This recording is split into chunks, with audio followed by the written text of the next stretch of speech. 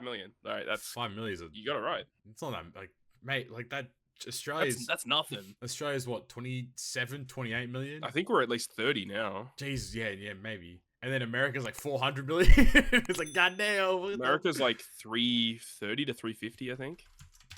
USA. Australia population. Oh, Australia's only 26. I thought it was like higher. Oh, that was again 2 years ago. Oh wow, US population. Well, Todd is he's one of us now. He's a part of our population. Yeah, that's true. Plus one. Is true. I mean, he's a citizen in Australia, so I guess he still does count for the Australian citizen.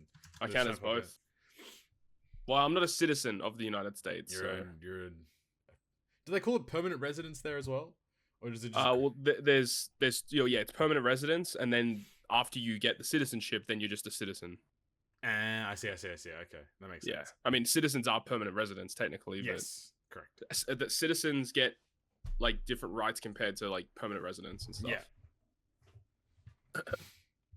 How fun! How exciting! Yes, sir. And on that bombshell, what's going on, guys? Welcome back to episode 123 of the Good Great Podcast with your host Captain Papi, with my esteemed co-hosts of Young Flem, aka Villanueva, and Young Broseph, aka Toadski. What's going on, guys? What's up? How you guys been? Yo. What's been happening? You vibing? Todd, I mean, you had some big things going on, so I think you should probably take the helm of this one. How's life been going, dude? What's been happening? Yeah, we vibing. Chris and I finally had our big celebratory wedding marriage. Yay. It was awesome. On the 14th of September. Yes, sir. That was great. We had the family over. The family had been over for my immediate family was here for like a week. Yeah. And you got to hang out with them. And then it was like the first time that Carissa's family and Carissa were actually meeting my family as well. Yeah, so that's crazy. That was pretty wild. Yeah, for sure. But it was good. It was awesome. They enjoyed themselves. They had a really, really good time. And now, like, my sister and her boyfriend are in Florida right now. Oh, cool. With the hurricane that's going on. Oh, never mind. Not as cool. And then like my mom and dad, they're like in a rental car, just like driving around to like different states. That's and shit. So sick. That's so baller. Like I said, why not? Hey, that's fun. Yeah, so that's pretty hype. So that'll happen. The wedding all went pretty well, aside from the fact that Carissa's hairdresser didn't even show up. What? So that was fun. Oh my god. What? Yeah. She went to go get ready in the morning, and her hairdresser was supposed to arrive at 12:30, and it got to like 12:30, 1 o'clock, and she hadn't turned up yet. No. And then like at 1:30, she's like, "Oh yeah, I'm just leaving now." What do you mean you're just leaving now? Yeah, that was a bit awkward. So luckily, my mom is a licensed hairdresser and was able to step in and help out. Bait, it's so thank God. Oh my God. Yeah, so it wasn't exactly the hair that she was, going for, but luckily my mom was able to help out in some fashion. Yeah. So yeah, that was a bit disastrous, and because of that, the girls, they got all ready together and they were a little bit late to our photo session. So the way that we did it is our marriage ceremony was at 6 p.m. Yep. So we did our photos beforehand. Right. Yeah. In the middle of the day. So we had all that. Then we had the ceremony. Then we had the reception, and everything worked out really well. It was a really, really good night. And whenever the photos come in, I'm sure we'll post some online because they should look really nice. Yeah, looking forward to those. So that's going to be good. And then also, when was it? The 18th, I think it was. Yep. I went for my license over here in Ohio. Yeah. How'd it go? My driver's license. We passed that shit. It was so easy. Just there's not crazy, there's not like oh, you already have Australian driver's license, so there's no conversion. So the thing about that is my license expired. My Australian license expired in July. Okay. And I was able to get. So basically, the only thing about having an international license basically means you don't have to pay for the test. Okay, right. That's basically it. Yeah. Or you don't have to do. So before you do the driving test, there's the online test. Yep. And basically, if you have your license, you don't have to do the online test and you have to pay for it. Yeah. But my license had expired and I didn't have my new one. My parents actually brought it over to me, so I actually had it. But at the time I did the online test, I never had the actual valid license. So I had to do the online test. I passed that. Yep. And then I did the driving test. And I kept being told by all of Chris's family, like, oh, it's really difficult. You know, there's a maneuverability test. It's going to be difficult. And no, that shit was easy. I got full marks. I 100% passed. No issues. I was like, bro, what's going on here? Are they memeing? I don't know. That shit was easy. That's so funny. That's so funny. So that's what I've been up to. Awesome. Flame, what's been cracking on your end, dude? What's been happening? Talk to us. Not much really. I just been working and grinding my YouTube videos. It's literally all I do. I go to work, I get home at 7, I edit a video, and I start recording the next one, and I go to sleep. The old normal guy reacts. He's the king. Yep. And then we have squeezing some gacha pulls in between. Yeah, of course. You gotta play one of his 47 gacha games. It's very true. It's very true. That's good. What about you, sir? How's the job? Dude, I quit my job on Monday this week. So the start of this week, I left. Was my last day. I think you're gonna say you quit the new job. No, God, please, no. Touch wood. No. Oh my God. No, so I quit my previous role. It was awesome. Like, I'm so glad to just be out of there. Like, I think, like, low key, I felt like kind of disrespected because like no one said goodbye. I was like, all right, fair enough. I was like, oh my God. I was like a cook, dude. Like, I had a couple of friends who were like in different teams and stuff, but no one in my team like gave a shit pretty much. And I was like, oh, okay, fair enough. Fuck me, I guess. So I left them no handover, no information, no nothing. So all the best to them. If you guys are listening to this, go fuck yourselves. As a matter of fact, but no, I met with was it on Wednesday? I met with a guy who's in my new team. So he's at the same level as I am, which is pretty cool. He seems pretty dope. Team seems pretty cool. And I will start the new role on Monday. So basically, when this podcast releases, I will be in my new role, which would be pretty cool. So we'll see how that goes. And what is this role much different to what you were doing? Literally completely opposite, which is kind of weird, but it's also kind of good in the same sense. So my previous role, I was a sysadmin. So there's a lot more like in the servers, network, technical stuff. But now this is a role in like a kind of newish field called digital risk. So basically, like, the high level of the role is that we go to like different companies, different agencies, different government bodies, and like we look at their tech stack, their technology systems, and kind of review them, and then kind of audit the systems as well, audit their documentation, audit their governance, and kind of like provide support and all that kind of stuff for that. That actually sounds like way better than sysadmin, to be honest. Leaps and bounds. Like, I'm like, as cool. Like, I think you've always talked about it a bunch, right? Like when you're talking about like doing your uni stuff, like, oh, like there's a difference between doing like IT and then computer science or computer engineering or whatever. It's like, doing the IT stuff's cool, but then like you can do the coding. Like, coding's fine. I can code, whatever. I don't really want to do that going forward in the future. So it's like stepping into like this kind of role is more like leaning into like that desire of becoming like a business analyst or a system analyst or a solution architect kind of like. Yeah, unless if like you're hardcore super into coding, doing it as a living is really rough. Like, it's a really difficult job to do as a 9 to 5, but when you're doing the more paperwork, analytic stuff, especially what your role appears to be doing, where you apparently do you actually like attend other like go to other businesses, like actually physically go there? So like, we'll get sent around. Sometimes we get sent like brought to different like states and stuff like that too, which would be pretty cool. Interesting. There like, I don't think it would be opportunities for me, but there definitely are opportunities in the team to go international, which would be kind of sick. So yeah, it just kind of depends on like what the company has as like a client, and you kind of go from there. And it's pretty cool because I get to have like a couple of juniors underneath me as well, which is kind of dope. Oh yeah. Pause on that. That's good for the resume. Very... no, it is guy. The old Diddy party, you know. But like, no, it'd be cool to have a couple like, go get me a coffee, bitch. But it's like, it'd be nice to just have like get that managerial experience as well. So overall, very, very positive. So looking forward to it. It's gonna be long hours, but I mean, like, so less time to pay treasure cruise during the day. I know how unfortunate with all the content we have to play, you know. Yeah, right. But I mean, it's only bad for TM. Pretty much. Yeah, I'm looking forward to it. It'll be pretty good. But yeah, with that being said, though, I suppose we can jump right into, I guess, the treasure cruise stuff with our second exchange legend of Exchange Vivi. That was out of the fucking blue. Yes, that's literally what I was about to say as well. Like, very odd kind of release, and obviously, I believe it's Memories of Alabaster, so we're still in that whole, like, I guess this memories thing is going to be a very consistent thing going forward.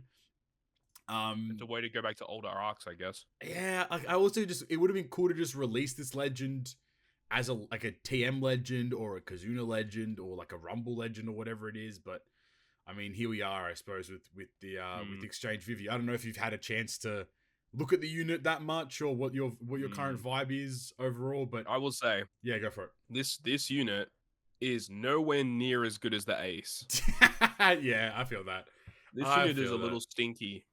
I feel that. I mean, the only thing that is kind of redeeming is the fact that it's a Vivi character, and we don't get many Vivis in Treasure Cruise. Yeah, that's so true. That's cool at least. Yeah. She's not that great in Rumble. Her kit is like fine.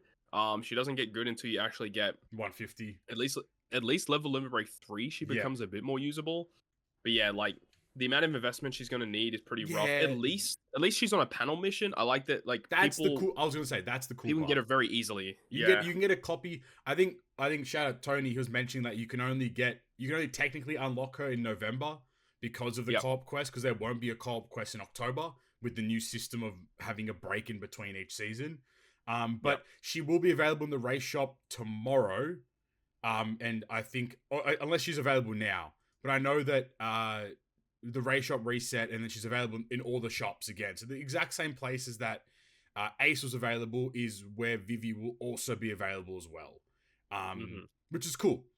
Yeah, I kind of agree. I think the only downside with these exchange legends is like the fact that you're telling me that she's not as good as Ace, but she still requires 750 million XP, double the amount of limit break materials. I forgot about the EXP. Exactly, you know, like that. And obviously, 750 million XP for level 150, but like even then though, like everything else is like multiplied by like 10x. So it's like even getting her to like level 120 is still going to cost like 200 million XP, right? So it's like you would hope that if they're going to release these exchange legends, and then mind you, we still don't have enough copies to max Ace, which is like still a problem, I suppose. Yeah, they kind of want you to use those posters. Yeah, and then simultaneously, we'll get one additional copy of Vivi because of the panel mission, but we don't have enough copies to max her to level limit break 9. Oh, so not 9, Jesus Christ, God forbid. Level limit break 5, sorry. So like... At least she comes from the panel mission, she should have max final tap, right? I don't know, actually. It's a great question. The other panel mission legends that came out, they came with max potential abilities, so I assume Vivi will be the same. The panel mission's out now, right? Or is it... Oh, yeah, they are out. Yeah. Have a check. It doesn't say, right? It only said like when we picked up the unit from the actual mission. Okay. Well, then again, when we got panel missions for the first time, it did mention in the news post about panel missions that the characters were recruited with max potential abilities. This post, I don't think mentioned max potential abilities. Okay, so it could be, but I wouldn't be surprised if it wasn't either. Yeah, I mean, I'm gonna lean towards the side of it not being maxed because, like, you are right. Like, I think I'm trying to find where I mentioned, like all the it's just like the general locations that she was purchased. Ace was purchasable last time, but I think it's like you can get a maximum of like 6 copies or 7 copies or something like that, which is fine. Like, but I don't know. Like, I think that if you're gonna go to that extent of making these units so expensive, they should really be, like, in my opinion, like pretty broken as units. They should be very powerful kind of units overall. And she just ain't. She just ain't. And plus, like, if I remember correctly, her support is just stats, which is kind of boring as well. So she got her being a Vivi unit. Like, this was a great opportunity to put her on, like, give her like another broken support to put on Luffy as well, which she is. You can't. Just like the fact that we have like the Ace, which brought double stacking conditional boost for striker and shooter teams, and then this Vivi's like, here's a conditional boost, and I guess you know, a chain boundary. Conditional boost, was it? Conditional boost, chain boundary. You can remove some healing. What is it? The healing stuff. It's crit, gives crit up. But even and then crit up to who? Is it just crit up to slash free spirits? Okay, interesting. Yeah. But don't slashes? She's just mid. Don't slashes have so many crit increasing units? Like, don't they have the new Shanks? Yeah. It's kind of like how Fujikizaru, the same thing. Like, it's kind of like how a lot of the shooters have barrier pen. Like, a lot of slashers have crit. Yeah, like it's like, okay, like I guess so. Like, it'd be cool if like she made units slashes. I don't know, like obviously like something like that. Yeah, yeah, for sure. I mean, like her being a slasher free spirit's also kind of odd. I don't get I don't get why she's a slasher. Let's be real with ourselves here. I know that she has the supporting units in the background, I guess, but like make her like a fighter free spirit, make her like akin to Luffy, make her turn units into. I mean, I guess that kind of lines up against Garp though, because Garp makes units fighters. But like even then, it's like give her something to do. Yeah, strikers. Yeah, like let her turn units into strikers. Like because at the core, it's reduces a debuff, heals, crit strikes, does a delay through immunity, gives you a conditional boost, and then a chain boundary, which is a lot of stuff, obviously. And then obviously she has in her super type, she reduces her own special charge time. It's pretty good. She removes defense up and threshold by 3 turns, but again, it's like, are you gonna really be using this unit as a captain? I suppose is really the question here.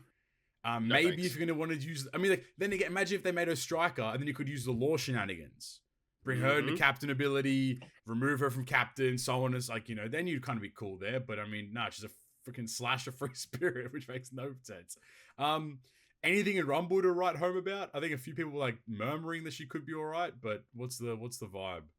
Her Rumble special heals. Cool. Gives Dex Dex characters get attack and defense level 6, and then if you've got one of the Alabaster Straw Hats, or she targets the Alabaster Straw Hats for special CT up level 6. And so that's and some healing, but like that's like Luffy, obviously Dex Luffy makes sense.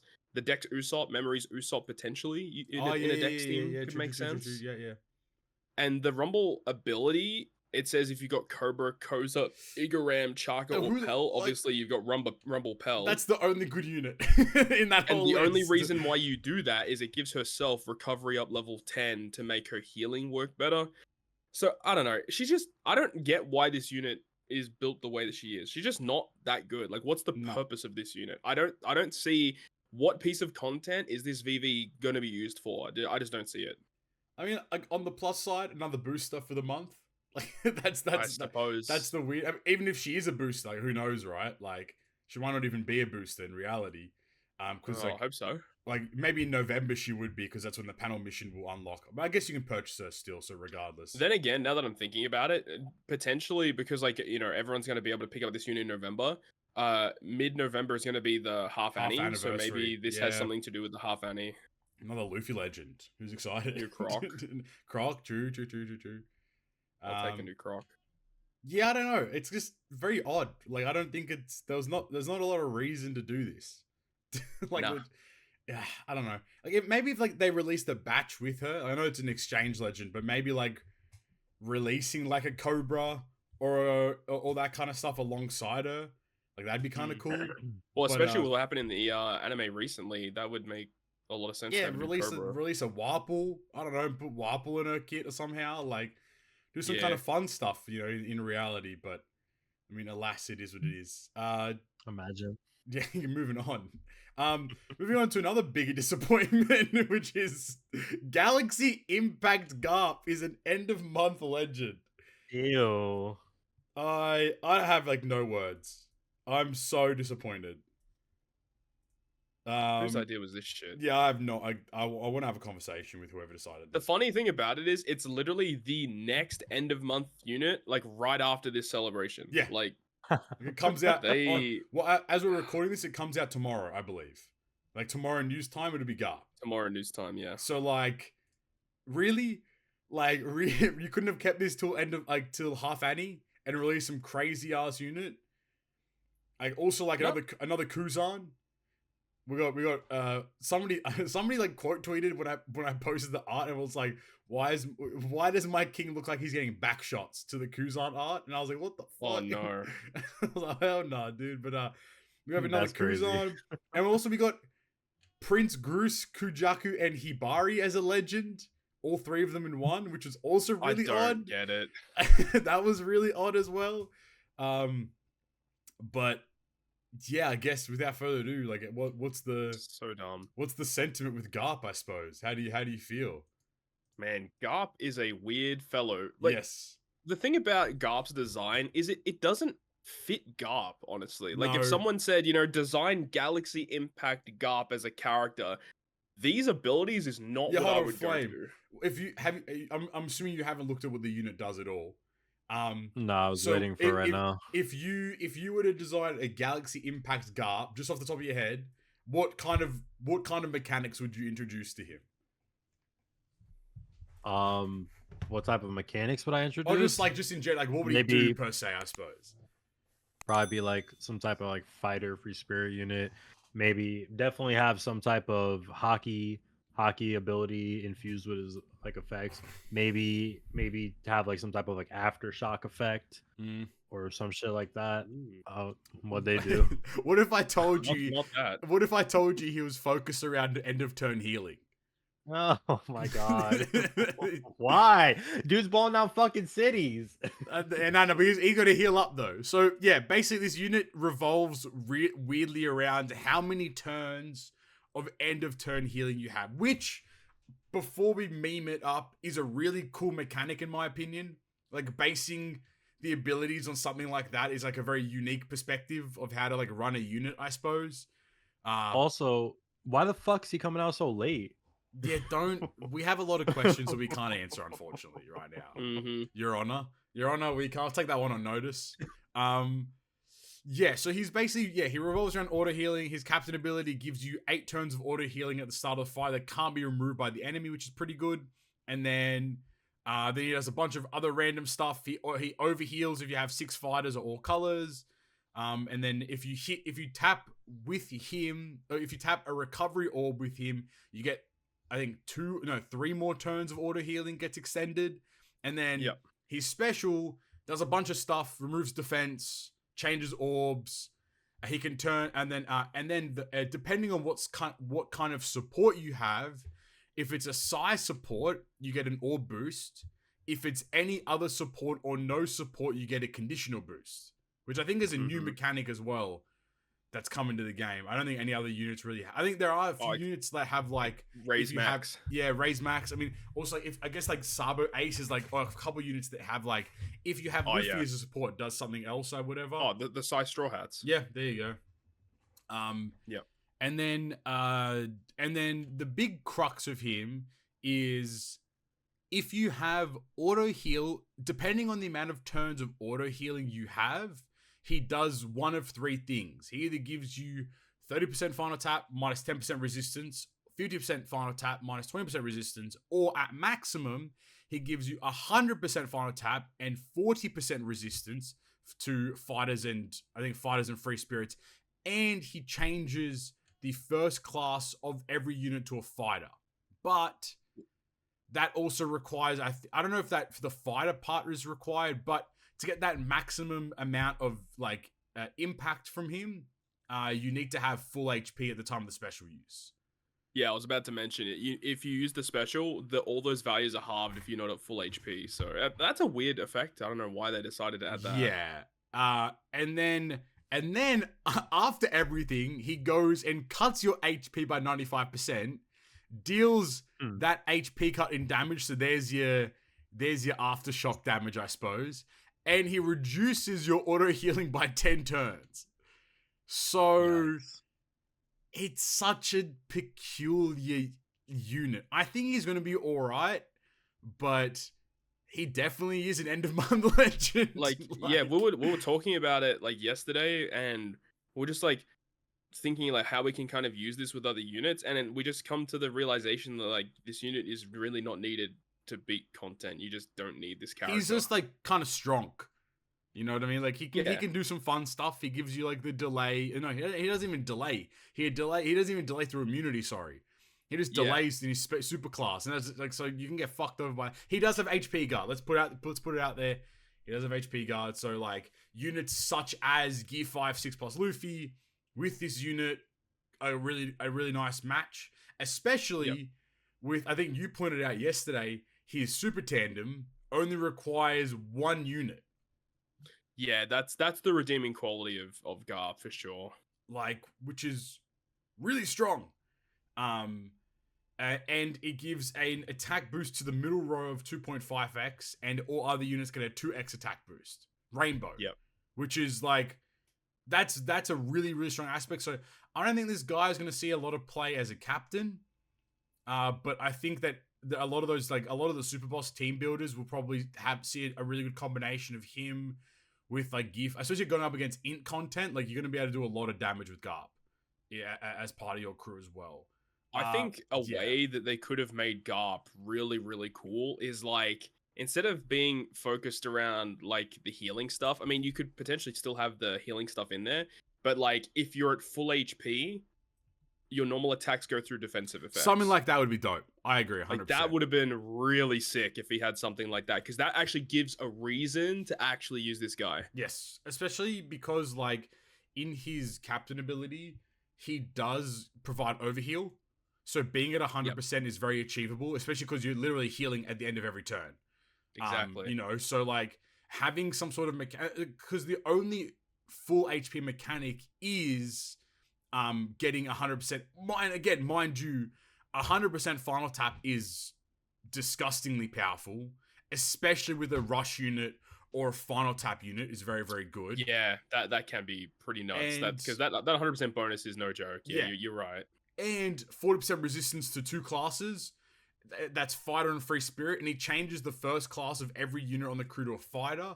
Obviously, with the caveat of everything, means that he's got potential. There's a lot of potential dual. I think we were saying yesterday, minus 40% resistance is stackable with the classes. Yep. So if a class is fighter and free spirit, which you're guaranteed at least every unit to be fighter, that's a lot more damage output from this unit. I'm gonna say it once and only once. Damage cap, whatever. Moving on. Oh, what do you mean? What do you mean? We did break it. We didn't have a damage cap. We did break damage cap this Kizuna, which was very funny. But yeah, like I don't know. It's kind of odd. Yeah. Like it's a very odd. Like at first, I was kind of gassed about him. I was like, oh, "This unit's really, really good." I think he's better in Rumble, potentially. Yeah. I think though a lot of people, when we saw the information about what this guy did, I think a lot of people are kind of overreacting. Like a lot of people saying, "Oh, he's garbage. He's terrible." Blah blah blah. It's overreaction. He's definitely not bad. No, we've had way worse end of month legends that have come out this year, even way worse compared to this guy. Zoro's right there. Hello. I think Zoro might be one of the worst legends this year.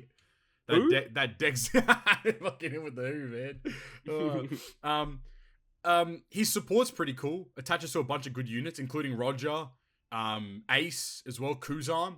And he heals the crew for 2x the character's recovery, and he adds 5 turns of end of turn healing, which keep it at the final battle. So keep that in mind for when we talk about Grus, Kujaku, and Hibari, I suppose. But so that's his like kind of kit. I don't know what's the I guess the Rumble is kind of the bigger. That's where a lot of people can kind of unanimously agree that this guy's actually going to be pretty good in Rumble. So his Rumble kit has X-Drake in it, which is kind of interesting. I kind of think that's kind of cool. But his Rumble ability, so his Rumble special, 35 CT, it does 3x attack to all enemies, so AoE. If you have like a bunch of units, including Luffy and Ace on the team, he targets all enemies for ignoring defense for 1.5x attack. And then he ups fighter class teammates for level 5 attack. That's so much damage output. I'm just already imagining this guy with like max investments is going to be disgusting. It's basically like it feels like it's a stronger S-Hawk to some capacity. Obviously with a lot more requirements, but like there are what's the multiplier of S-Hawk? Is he 2x? He might be 2x through defense. I don't remember what S-Hawk does. But the fact that this guy does 3x attack first, and then if you have literally bring again Gear 5, 6 plus Luffy, then you deal another 1.5x through defense and give it attack buff. And then his ability at max is side teammates get HP up, defense up, blow away up. And if you have 6 or more side teammates on the team, when he is KO'd, he pops his special again. And keep in mind, this is his special is AoE. So like it's gonna hit everyone. So when you know what's actually funny? You could get down to like the end of a game, and like let's say Garp is like your last unit. He like dies, but then he uses his special before he leaves the field, and you can win off of that. You can actually win 100%, 100% right. Like, There's your aftershock flame. That's the one mechanic you got right. I suppose. Yeah, they put all the offensive shit in his PvP, not his actual. Because so this is very similar to. I mean, to put it out there, this is very similar to Yamato. Obviously, Yamato's kind of ability of when she dies, she does her special again, which is kind of cool. But I think this unit is very much built for that Rumble. The only downside, if I need to be nitpicky, is his special does stuff for fighters, then his ability does stuff for Sai, and it's just very odd. Then again, if you're building, if you got like Memory Sanji, he's a fighter. You've got Luffy, true. He's a fighter. True, very true. You can definitely, those two in particular, you can definitely fill out the bench with a bunch of fighter units anyway to kind of fulfill that Sai units to kind of fill out. I think is Jaguar D Solar fighter? I believe so, and he's a really good unit too. So yeah, that works out there. His GP stuff's kind of interesting. Like it might see play, but I think driven and shooters get fucked on though, which is kind of funny. Because his GP burst is 8k damage to all enemies, and then he does a further 6k damage to all driven shooter class enemies. So yeah, that'd be gross. I think I was saying yesterday, I guess if you know you're going up against a driven/shooter team, you can get 14k damage out of his Rumble ability, alone, which is really good. And then what is it? He ups Sai and fighters, and he debuffs Int, which is still pretty good. Again, Sai, I don't know if he makes the Sai team meta again, but he definitely does help a lot for sure. I mean, Wano Law is still a thing, and he also driven.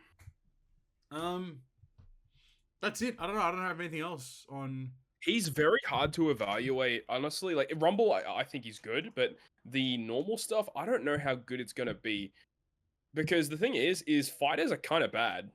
True. So very true. Even though you're transforming everyone into a fighter, is that actually good? Yeah, that's fair. I don't know.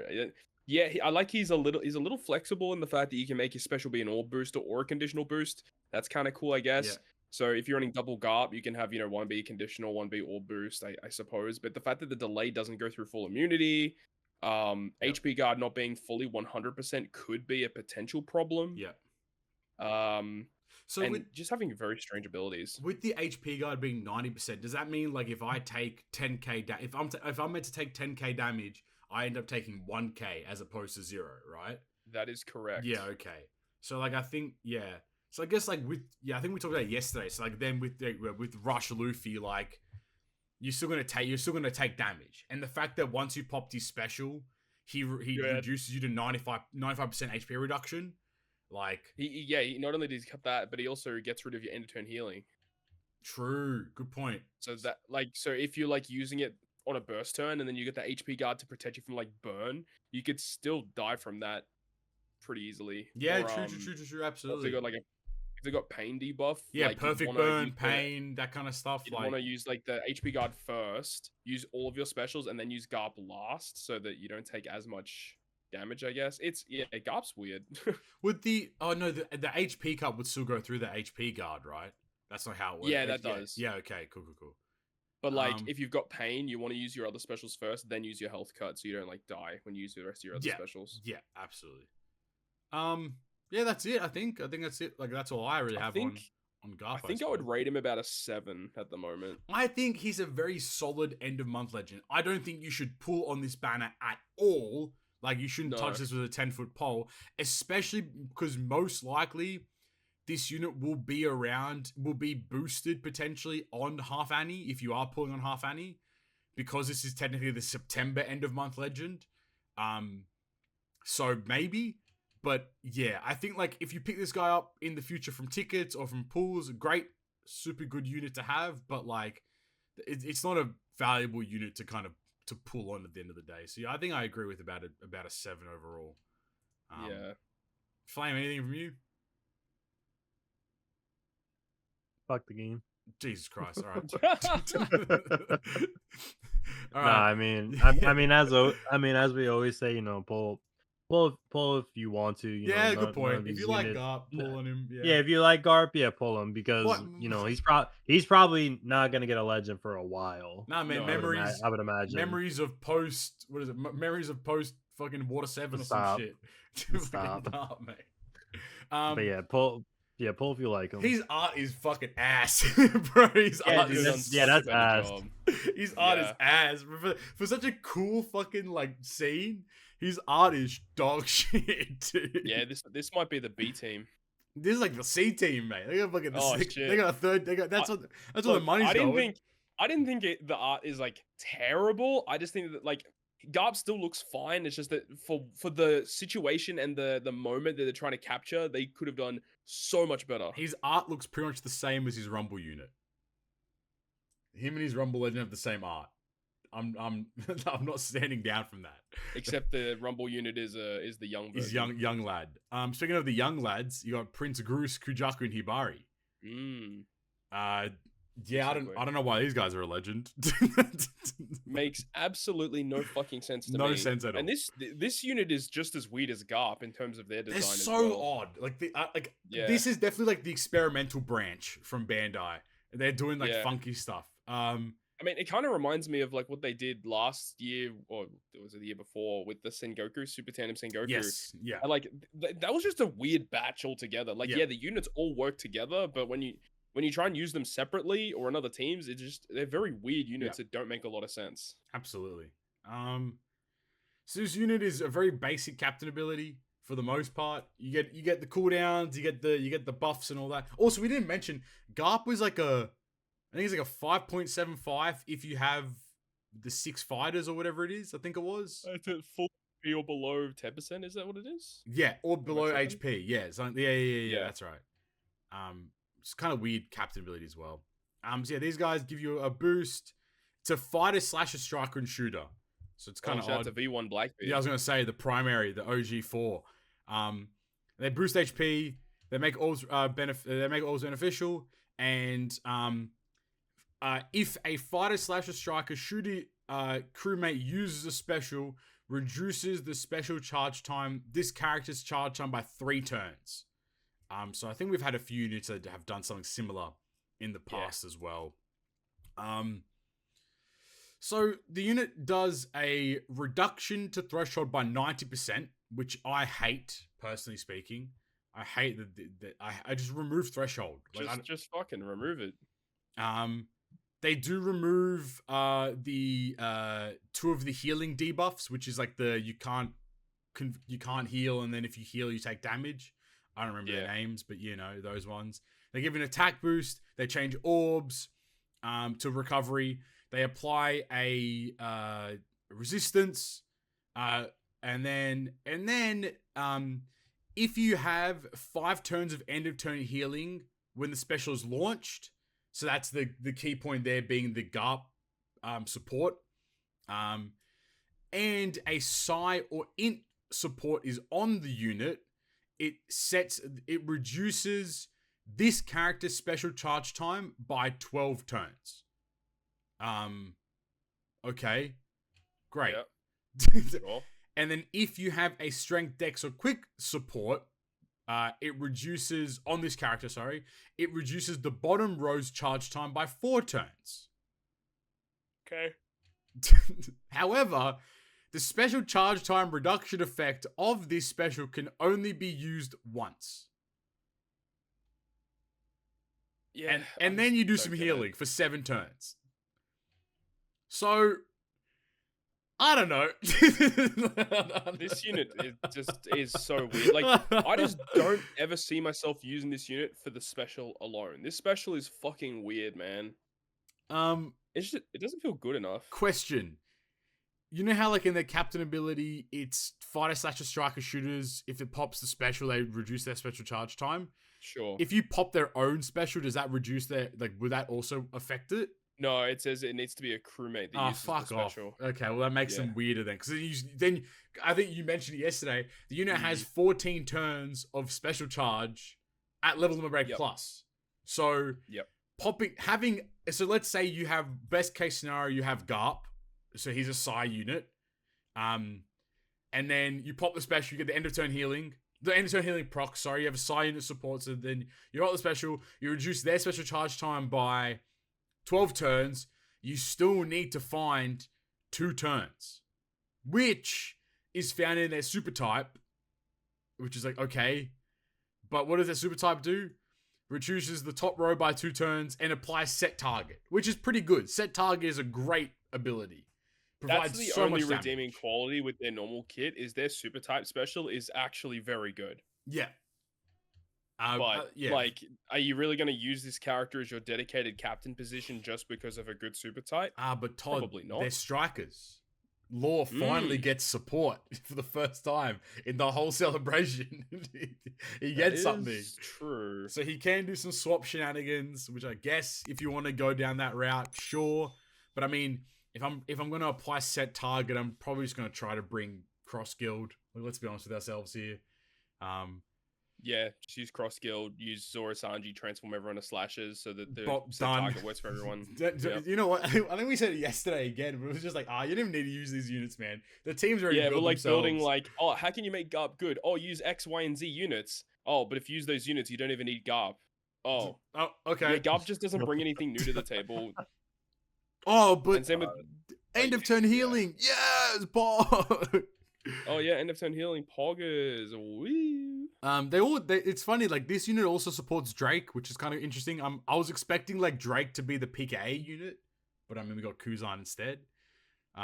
We did. But their support is if your character uses a special, they extended the duration of end of turn healing by 1 turn and changes the right column slots to recovery. So again, they work quite well with Garp for extending that, plus giving him a recovery slot so he extends it by 3 more turns when you tap with him. So like, and I think it was like their crewmate ability was tapping on this unit with a recovery slot will boost the chance of landing on recovery slots for a turn. And then their recovery slot is carried over if you hit it perfect. So like it's great. It's a great, but like I don't know, man. It's a very odd. Like I don't think they needed to be a legend. I think it would have been so much cooler if Garp was a legend. They made him slightly better for being only 1 legend this month. Yeah. And then they had Kujaku, Grus, and Hibari as 3 rare recruits. Would have been dope. 100% agree. But yeah. Rumble, anything redeemable in Rumble, I suppose. Their Rumble fucking blows. Yeah, it's kind of ass. Dude, like this unit is a striker and a shooter. Both of those classes need really good support in Rumble, and this unit's like, I'm gonna debuff the enemies. Yeah, actually, like it's weird. They're not debuffing as good as Blackbeard debuffs. No, Blackbeard is well above this. This unit, honestly, if it was gonna be a debuffer, the only thing I would have accepted is something like on the levels of like Nami Karina. Yes, I agree. I understand. If this character had like a Nami Karina level debuff special, then I would accept it. But as it stands right now, this unit is just not good enough in almost every sense of the word. Not good in normal content, really. Might have some use case with lore in the future. In PvP, this unit absolutely sucks balls. There's nothing good about this unit. No, not really. Like it's like the special is apply shield, halves HP, has an 80% chance of confusion, and then gives you HP if you have low current HP to 3 teammates. So shield, not HP. And then their ability is HP up, attack up. If you have certain units, defense up, self-heal, HP up, speed up. So it's like a lot of buffs, but like the buffs are kind of odd. Also, like their Rumble ability doesn't make any sense either. They give buffs to striker and shooter, but then if you've got Garp, Kobe, Helmeppo, or Drake on the crew, there are no good striker or shooter Garp, Kobe, Helmeppo, or Drake units in Rumble. I literally had to say like the new Garp is a motherfucking fighter free spirit. Where the fuck is he getting boosted in any? You can't even use them together. Like, obviously they're different colors, Poppy, blah blah blah. But it's like you release. I think an end of month batch they should work together. Both legends. They can be different colors or different classes. Like that's fine. But like there should be some sort of crossover. Like, and obviously like the crossover here is they can be good supports for each other. That's the only big crossover they have here in reality. Pretty much. But like even their GP, like why are they giving fucking GP to end of month legends now? I feel like they haven't done that in ages. And now like they always do that. Okay, there you go. Yeah. because the GP comes out at the start of every month, so usually the end of month units. Like usually the season is based around the end of month units. Well, so I'm yeah, gonna it's keep weird. using in Gear 5 because like he's good. I've been using Sky Gear 5 still, but Baller? I mean, yeah, both Gear 5s are still goated. ballers. Yeah, that's them. I suppose it's not that good of a review, I guess. But overall, what do you guys think, Flame? Any passing comments? Just skip. Okay, skip. I agree. Like the banner's cool, Garp's cool, but just skip, man. Like just skip.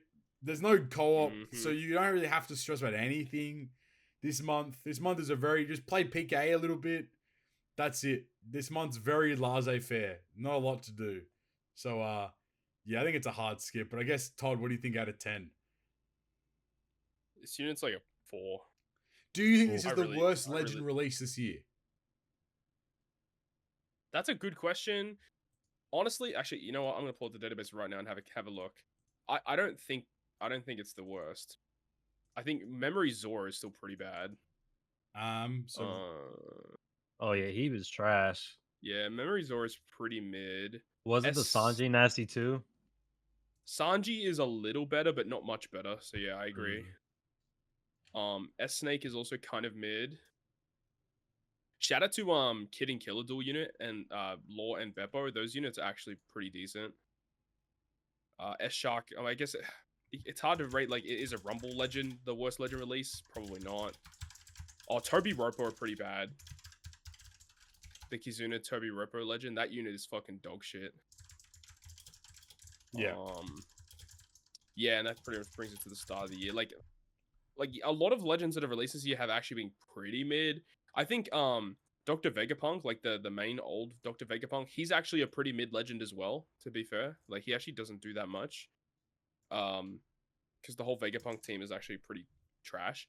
Yep. But yeah, the Memories units, S Snake, and what was the one I talked about just before? Oh, Toby Ropo. Yeah, they're all bad. I think Toby Ropo is the worst Legend this year. Like I've never seen them used. Never. No. Like S Snake, I think has merit in Rumble.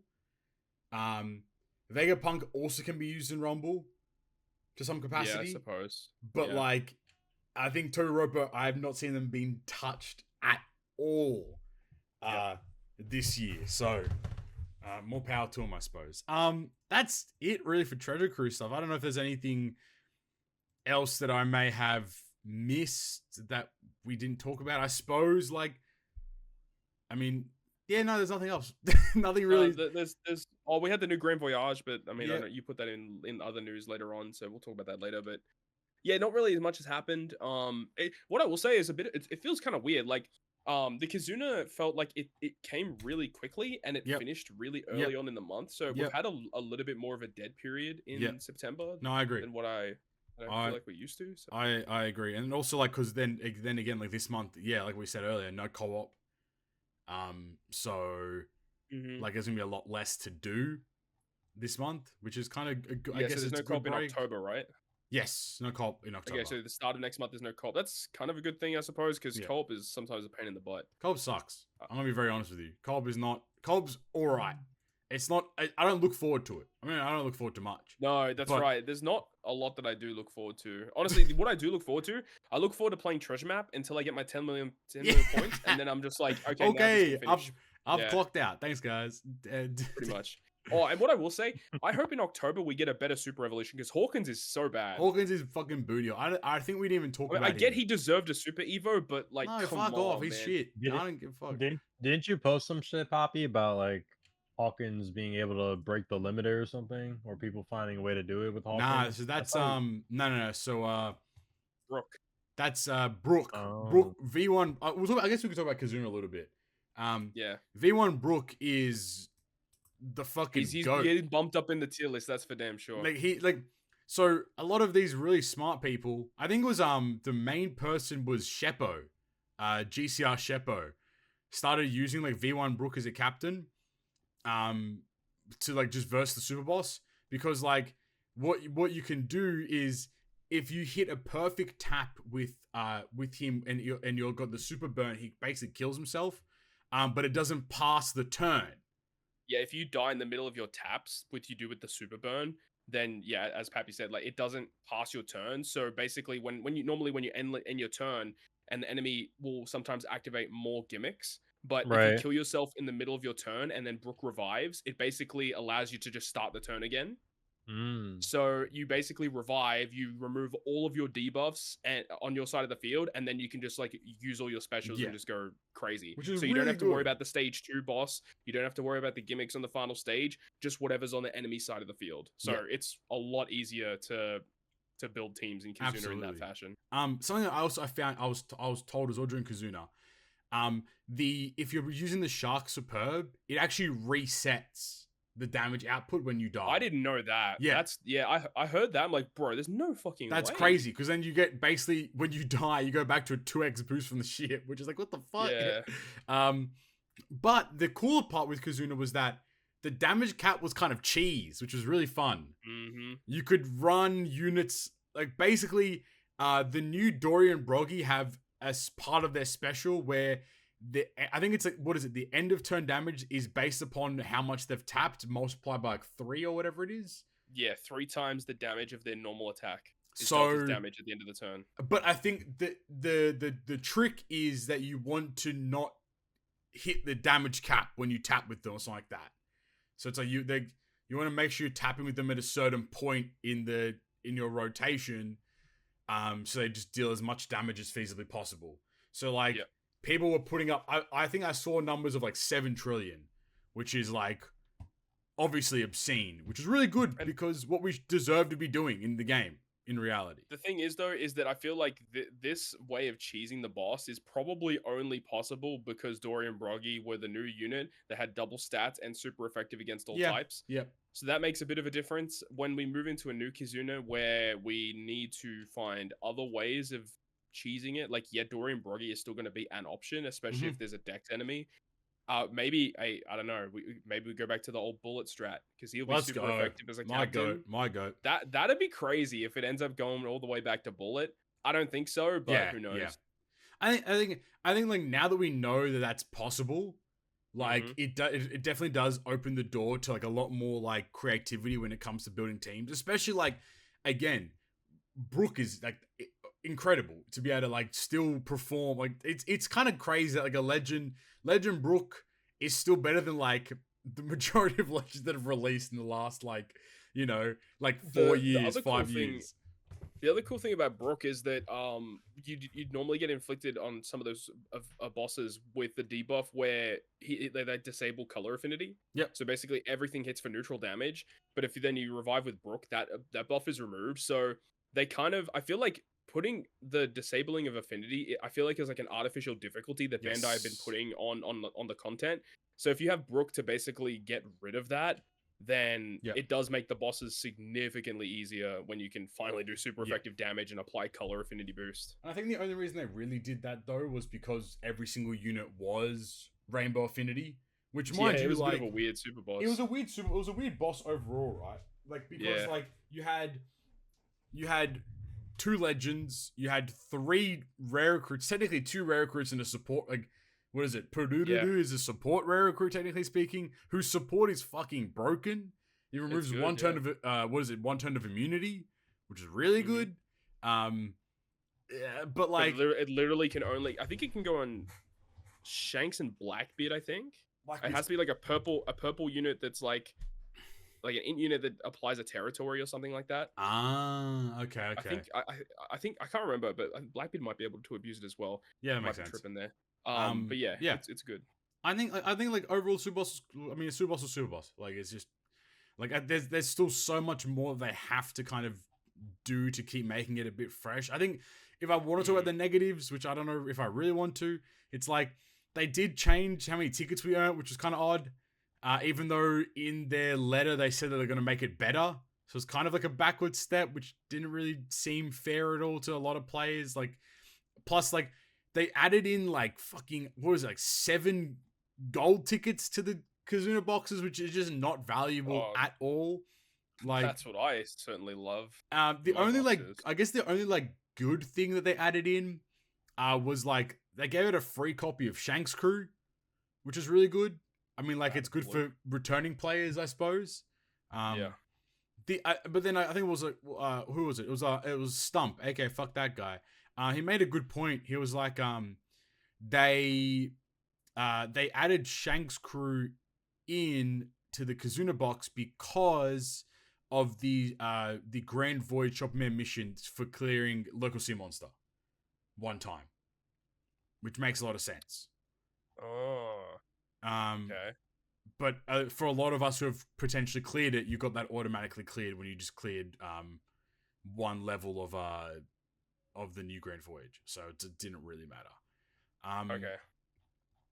But yeah, it was just a lot of like weird kind of stuff. There was like, like, I don't know, man. Like, it just doesn't make much sense to kind of talk about, we're going to upgrade. What is it? They added more tickets. They actually increased the number of boxes number of items in 5 and 6. There's still only 200 insignias, which is a big problem. There's 3 of every tablet and only 1 of every good tablet in the boxes as well. So like, yeah, because they did say that they did alter the Kizuna boxes, but I feel like we're not going to be able to see the full effects of it until we see what it's like during a 10-star, just a normal Kizuna that's going to be the big boss. Yeah, inflated tickets and stuff. Yeah, I think I ended with like 10,000 tickets. I think a lot of people probably ended with a lot more. But I think the other weird part that they kind of did as well with Kizuna, which I think was kind of like a odd decision, was they're removing the free potions that we get every month. Is that right? Yes. So I don't know if it's like all the free potions, but because usually we get like, I think it's either 3 or 6 every month. We get like 3 of them in mail. I believe I got 3 in the mail this month. Yeah, so I think it's like we got 3 in the mail, then 3 via the SNS campaign. So I think that's how it generally works. It's like 6 every month. But they have put out a comment saying that going forward they won't be. I'm trying to find the actual screenshot here, but like they said, like going forward they're not going to be putting out the free potion is no longer going to exist.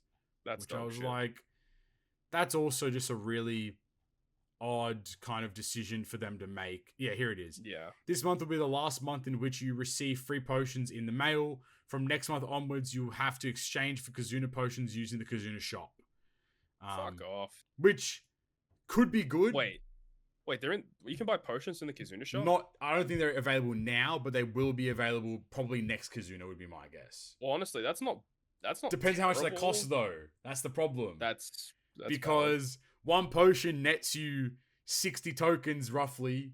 I think it's like 57, which is like 3 clears, which gives you like 40 tickets. 40 tickets might not even get you enough insignias to buy the potion. So it's a really, especially like if a potion costs 200 insignias, you can only get a maximum of 200 insignias every single Kizuna anyway. Well, yeah, I assume that that only allow you to buy like 2 or 3 per month or whatever. Yeah, so it's like even then it's like if a potion costs 200 insignia, it's not even worth buying because you only get 200 per month if you full clear boxes 1 to 6, which is not going to happen that often because it's already hard enough to get to box 7 and then refresh box 7 to get your fucking skulls. So like it's a very daunting challenge. But I mean, I think you are right. Like it all kind of depends on the next 10-star. So the next 10-star Kizuna will be a big turning point in terms of like how things look going forward. That's it for Troto Cruise. I think there's a few things in other news that we'll kind of discuss then. But I guess from there, the PlayStation Pro got announced. It got announced a while ago, actually. But Flame, do you want to talk us through the old PS5 Pro? So yeah, the PS5 Pro, it was like obviously in talks for like a long time. Yeah. And everybody was expecting it to be like a big upgrade, like kind of like the original, have a disk drive, have, all the parts that are in the original, and be at like, a semi-fair price. I mean, it's a high-end console, so being like 500 plus isn't surprising. But a lot of people are really upset about it because number one, the PS5 Pro is only going to be digital only, so there's not like a physical like disc version of it. The only way to get that is to buy the disc attachment basically, which you have to pay like another $70 for that. Fucking also Also, I believe the PS5 Pro doesn't come with like the stand. So with the regular PlayStation, like you have the option to like lay it down or Yeah. you can like lean it up vertically. The the Pro doesn't come with it. You have to buy the stand. So it's like That's another so like stupid. $30, $50, however much it is. It's so dumb. And also the console is it's starting off at $700. So people were definitely upset about that. I was expecting it to be 600. I didn't think they were going to do 700 because especially if you factor in like if you buy the disk drive, if you buy the stand, now we're pushing like 800. Now we're doing tax like maybe 850. So the big argument for that is, why get that when you could just get like a 1 grand PC or something? Yeah. But the games, man, the games, games, dude. The game. I mean, I definitely do disagree with people that say that PlayStation doesn't have games. I think that's stupid. Like, I Yeah, feel like yeah, like if you're gonna get a console, like PlayStation definitely is the way to go. There's literally I don't see a point of getting an Xbox anymore. yeah. Seriously, Xbox doesn't exist. It's not a thing. yeah. It's just PC at this point. It It's is though. PC, Switch, and Can't you play like most Xbox things anyway, like on PC? you Isn't like the you Game can Hub you or can whatever play it is? you can play literally every Xbox game on PC. Great. There's literally not a single game that you can't play on PC that's like an Xbox game.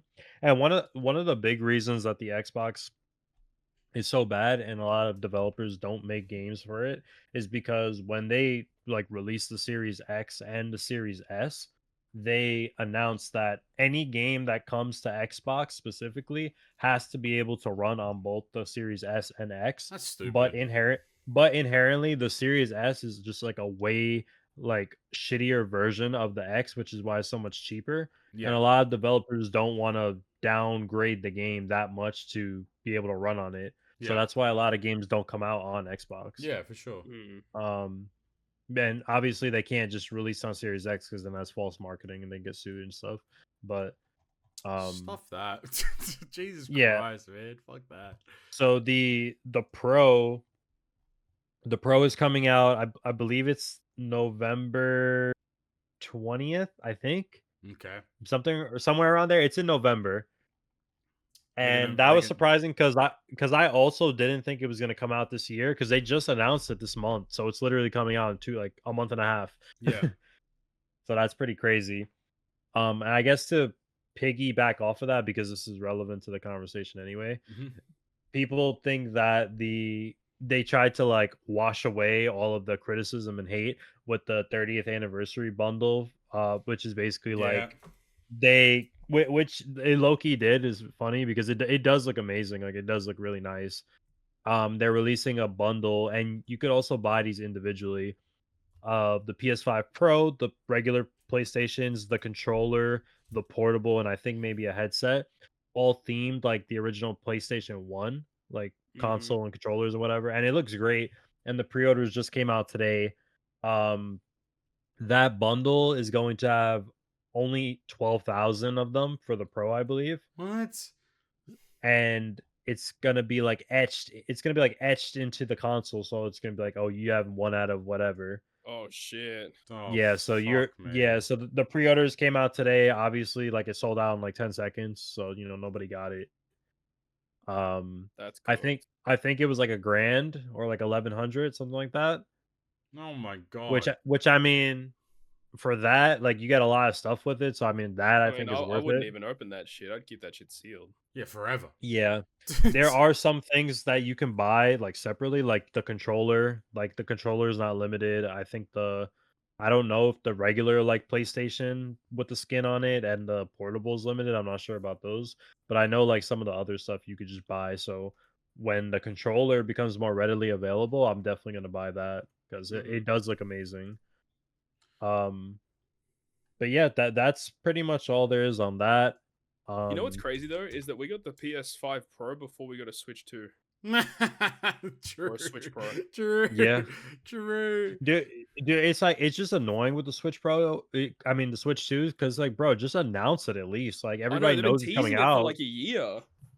Like, everyone knows it's coming out. It's like the same thing with the PS5 Pro. Like, everybody knew it was coming out. They just didn't announce it. Yep. Oh my god. Yeah, Jesus So Christ. that's annoying. The other big thing this week, I don't know if you want to bring it up, like, Mhm. so you can like list all the stuff, but Mm. they had the PlayStation Showcase Yeah, State of Play. on Tuesday, I think. Oh, the PlayStation I Show. believe Is it's that different? Tuesday. Is that It's different to the State of Play? no, it's the State of Play. I just Yeah. said the Showcase. Yeah, cool. No, you're right. PS5 State of Play. Yeah. What's the hype? What's looking good so far? If so, this was a little scuffed because I watched it on the bus going home. But some of the exciting things they showed they're like starting to work on an Astrobots DLC, which everybody loves Astrobots. Yep. So That that game was got pretty good cool. reviews. Yeah, it got really good reviews, and it's really fun. It's one of the games that like fully takes advantage of like the PS5 and the controller. You're Yeah. right. Yeah. So that Like game's the really like the, yeah. the game that you have like on the console, like the whatever it's called, that like the mini game thing that you have on the console, on the PS5 console, that's a lot of fun. So the fact they expanded on it, they make their own game, and then I think the DLC is free as well. So Yes. that's even better. Yes, it is. They announced they're having a Stellar Blade update, and they're releasing I don't know if it's a patch or if it's a DLC, but they're collabing with Nier Automata. Okay. So I don't think 2B is going to be in the game, but you're going to be able to dress the main girl as 2B. So you're, Oh you're no, going to you see that forgot about the best thing about the Stellar Blade update. It's The the photo picture mode. mode. Yeah, Yeah. the photo mode. Hey yo. Hey yo. Okay. I mean, I'm not someone that really cares about photo mode, but I know that's like Yeah, really no, hype but for you're just gonna see people. so many Yeah, Ass. pictures, yeah. Ass. That's it. You just see Yeah. straight booty everywhere. So that was pretty cool. They showed something pretty like it's not like crazy, but it was funny for the Sonic game that's coming out. That's like Mm. very heavily featured with Shadow. Yep. They're releasing like a Shadow, like I don't know if it's a free update or a little expansion pack, but it's based on the movie, and Keanu Reeves is gonna voice Shadow in that part of the game, which I think is Oh, pretty I did see. crazy. I opened up an article. It was Shadow X Sonic Generations. Yes. So there's a new Yeah. game coming out. I think it is like that. Oh no, Yeah. the funniest part of the whole thing is the Palworld segment. Oh my god, dude. Oh I was yeah, we have to I talk was about that dying. too. I forgot about that. We're talking about Palworld fucking getting sued. Yeah. Anyway, Bro, that Yeah. shit had me dying. what was the Um, Palworld segment like?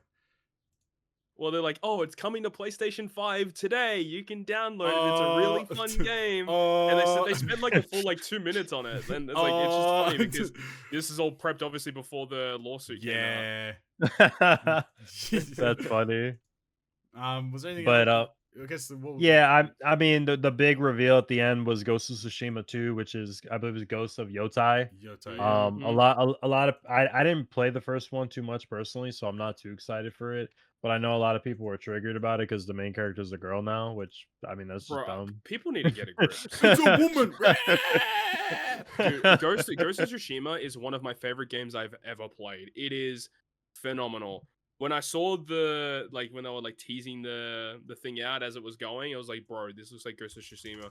And then, oh, bro, I was pumped. I was actually so gassed. I don't usually get that pumped about like the PlayStation State of Plays because like once in a blue moon they'll actually reveal a game that I'm actually kind of excited for. And dude, I was so pumped. I'm so glad they're doing it. And it's interesting that they're going through like it's not a sequel. It's not a direct sequel to the first game. So it's like different story, different character. Apparently it's like 200 to 300 years in the future. What the fuck? Like in Japan. So completely different story. Maybe some overlapping like callbacks or lore, Omega lore. Omega lore, yeah. Okay, interesting. There's also another game that they revealed during the showcase that was kind of interesting called Hell Is Us. Hell is Oh yes, I saw that. The gameplay looks kind of like Elden Ring, kind of like a third-person action game, but it's got like horror elements, but it looks kind of like Souls-likey, kind of looks fun. Aren't you guys excited for? That's pretty much for that. Aren't you guys excited for the what is it, Horizon Zero Dawn remake? Oh, dude, I can't believe they're doing that game again. What about Monster Hunter Wilds, dude? Are you guys not No, excited no, for that? no, dude, that game, they have to stop fucking showing that, dude. They show that every every year, show, every Yeah, time. dude, dude. no, not even every year, dude. Like literally, like the last 5 shows, they've showed Monster Hunter at the fucking end, and they have like a 5 minute segment, a trailer, a gameplay. The producer comes on. I'm like, bro, And it looks so like hype, but in reality, Monster Hunter is just like spam it X a just wait. bunch. Fucking... It just wastes so much time of these shows. Mhm. Like I can't wait for it to come out, so they stop showing the shit.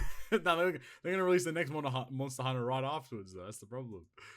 God, it's so that's annoying. so funny, dude. Okay, cool. That's PlayStation stuff, I suppose. All right, quickly. I guess we'll touch on the whole Palworld finally being sued. I guess by Nintendo. Nintendo, dude, that was so random. Does that like Nintendo is actually like you can tell, like, obviously it sounds dumb, but it's like some old ass Japanese company, because like the Palworld's been out for like what it feels like a year now, right? Like, and it took them that long to fucking lodge the case. Like, what are we doing here, guys? Take your sweet time. I don't know, but apparently it's like they're suing in regards to some of the models. I think is what I heard. Some of the models of some of the monsters in Palworld are a little too similar to some Pokemon, and I think that's the reason they're suing. So I don't know. We'll see what eventuates. I'm sure it's going to take a while for it to happen. But I mean, it does kind of suck because, you know, this is a really good story about, you know, a small indie company coming together, making this really, really cool game. Everyone enjoyed it, made a shitload of money, and now Nintendo's going to come scoop it all back up. I think they're also based out of Japan, from what I read in like an article somewhere. I think so, yeah. Which is like, again, just like you're killing your own. You know, like what's the value in you guys doing this kind of shit, man? Like, I'm curious to understand, like, is like every Pokemon trademarked or something like that? No, I don't. Like, so I don't think it's that. It's the fact that, like, literally some of the models are like exactly the same. Sure. Okay. I don't know. I don't know the nuances of it, but it's not a major thing that they're going after them for. But there is something in there that Nintendo kind of flagged, like, hey, this is a little too similar. Yeah, like it's just a bit of like it's a bit weird. Like IPs and trademarking and all that kind of stuff is just odd in it. Like it's a whole like different can of worms in the legal sense, I suppose. But like it just feels like peculiar to me to like I guess I'm curious to understand why it took so long to for them to kind of make the move that they did, I suppose. Like it just takes that. I feel like in reality you should just be fucking. Especially for someone like Nintendo, like if they're gonna come up with a legal proceeding, I'm sure Nintendo could do that like quick as fuck.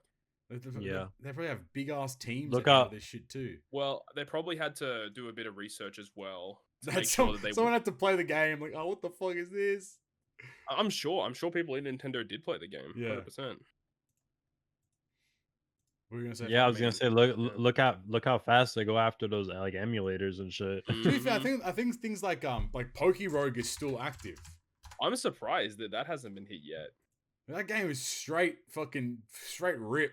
Like, I mean, to be fair, all of them are really pretty much just straight rips anyway. Because like they're not only is it straight ripping it, but it's also like editing assets of older Pokemon, like different colors and stuff. And Nintendo, the Pokemon company, hate that shit. I remember when there was like a big drama in the Pokemon community in regards to like Nintendo quote unquote banning or shadow banning people that are doing Nuzlocke. Do you remember like that drama that happened a couple years ago? Yeah. So I asked Rogers Base about that because he works with the Pokemon company and stuff, and I asked him about it, and he said that Nintendo does not hate people doing Nuzlocke. He hates Nintendo and the Pokemon company hate it when people edit their game. So people randomizing the game, they don't like that because you're editing the way the game was intended to be played. Interesting. So anything that goes into the code to change the way the game is played, they don't like. But if you're just playing a normal game with your own set rules, that's completely okay. Interesting. Okay. Yeah. So playing like a randomizer So you'll start as like fucking like Legend Arceus or whatever. Yeah, like, Nintendo and the Pokemon Company hate that. Okay, very interesting. I mean, I that's fair. Like, I'm not going to sit here and like, I mean, at the end of the day, it's their product. They don't like, but I don't know. It's also at the same time, it's like, okay, bro. It's like all the memes where it's like Uno puts out a tweet being like, oh, when you put a +2 on a +2, like it's a +4, and everyone's like, all right, put the fries in the bag, man. Like, you give us the tools, we play how we want to play. Like, you don't tell us how to play your game. But actually, that's a good point. Yeah. I mean, are you a +2 and a +2 guy? Yeah, stack them up. Fuck it. Yeah. Send them. But do you stack 2s and 4s or just 2s on 2s and 4s on 4s? Ooh. Because personally, the way that I play, we only stack 2 2s and 4 4s. So if you get a +4, you can't put a +2 on, and vice versa. I think we just stack them. I think that's how we play. Oh, really? So if someone put a +2, you can stack a +4 on? I think so. I haven't played Uno in a while, but I think that's what we do. Because that's fucked. And when I think about it, it's like, okay, that's kind of tough. Because sometimes we get fucking pulled up on, like, damn, that's crazy. Yeah. I don't know, Flame, did you want to get into the JJK ending at all? I mean, spoilers. Obviously, just want to wait till the chapter releases. I mean, I'll quickly comment on it. So obviously, spoiler alert because the chapter's not out. Yeah. It's a shit show, man. It's I saw one panel. Manga ruined. I saw one panel and I was like, I don't want to read this. I haven't I'm not caught up with it, but I'm okay with spoilers. So how bad is it? So like I haven't fully read the last few chapters, but like I have like a good context of it. Basically, like the series, like they basically like bullshit friendship punched. Literally, they defeated Sukuna. Literally got defeated because like fucking Yuji's like, just protect my friend Megumi and you can live in me forever. It's like, okay, buddy. Well, not only that, but the reason he died is because they just not that they randomly brought it back, but it was pretty random. They just brought back Nobara and her shit that where was she's so odd. where she was do you remember in the beginning of the series, Todd, like where she's able to like do the voodoo doll shit? Yeah, she basically did that to Sukuna. She does that to him. That's like the big thing, and then Yuji beats him next chapter. Then like the next 2 or 3 chapters go by, and like they're just doing like random weird shit, and they start to like hunt like a curse. That's like the ending of the series, and then the series ends with how the series starts, and they show a Sukuna finger in the spot where it was originally found. So it's basically saying like it's not over. Yeah, so we can release JJK 2. But except this time, mind you, Yuta still alive. He lived because of some fucking bullshit. I'm sure, I don't know the nuances of the story as well as others, but are there any still like remaining questions, or is the story resolved? So many. Yeah. the fact that Yuta is alive because of because he didn't go. What was it like? He didn't follow the plan. He did his own shit. He didn't follow the plan. And then as such, he was kept alive. But if he had followed the plan, he would have died, but he would have defeated Sukuna or some shit like that. But instead, he didn't follow the plan. He stayed alive, and then the power of friendship defeated Sukuna anyway.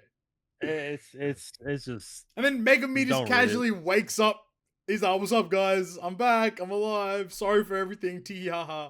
Like, it's just so odd, dude. It's like, dude, like the whole last arc, like, dude, irrelevant. There's no character development for anybody. No. They don't even show the biggest fucking flashback of the story, which everybody wanted to see. A bunch of fights just got overlap, skip. Sukuna literally fought everybody in the series, and mind you, should have won. He fucking whomped everyone, and then last minute, like, fucking Akutami's like, just kidding, guys, power of friendship and all that. Dude, I will never get over the fact that the only reason Sukuna beat Gojo is because he made a binding vow to one time random binding vow. Yeah, one time in his life be able to bypass the one shot of the domain effect. That's fucking dumb. Like, it's like, bro. I think my least favorite thing about the whole binding vow factor is that, like, it's just bullshit. Like, none of it has value at all. Like, you make a binding vow with your mum, and it's like, I'm not going to do the dishes tomorrow. Oh, procking the binding vow. Like, what the fuck? Who cares? The thing I hate about the binding vows is they just randomly say them. Like, they're never mentioned at any point. Then they're like, oh yeah, I have this binding vow. Like, what the fuck? Yeah, like since when?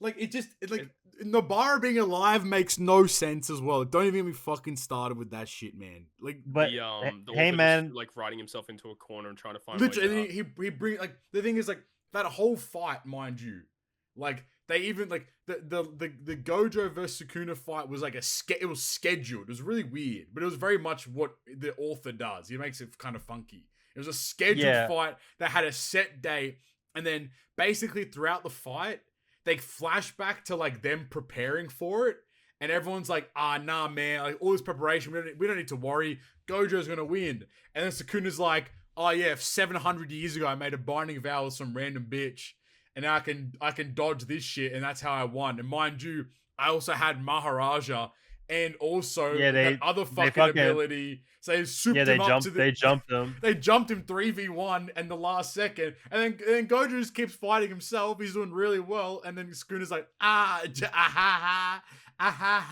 then he goes and wins. And then fucking Yuji out of nowhere becomes the GOAT. If we find out his family tree runs all the way back to fucking ancient history. He's like related to everyone. Yeah, he's related to Sukuna. This dude, the entire series goes just straight boxing to, all right, now I'm popping simple domain. I'm popping this. I'm popping I can reverse domain, healing. I can reverse curse technique. Heal, I can fucking... Like, what the fuck? Like, since when? And he can, like, what is it? Black Flash, where, like, whatever that guy's name was, he was, like, you know, the blonde hair dude. He was like, oh, yeah, it's very hard to hit 2 Black Flashes in a row. Nah, man. Dude, usually done 37. Dude, Black Flash every hit. Every hit's a Black Flash. And then out of nowhere, Toto can now Black Flash out of nowhere, like, all the time. And, like, and then fucking, like, it's just, like, it's such a mess. Like, it's just such, like, maybe we're dumb. I don't know. Like, maybe we don't get it, which is fine. A lot of Nobara comes back and the big main villain of the arc, at least, fucking Kenjaku got one-shotted by Yuta. Like, okay. Yeah, exactly. Got one-shotted by Yuta, and then dude's in like 75% of the series as the main antagonist, and he just gets one-shotted. But then he also like appears again technically in like in chapter 270. He appeared behind a speech bubble, so he's like still alive. Not Kujaku, but what's his name? Was it Gojo or some bullshit? I don't know. The other guy. Yeah, the other one. But then but then Yuta lived.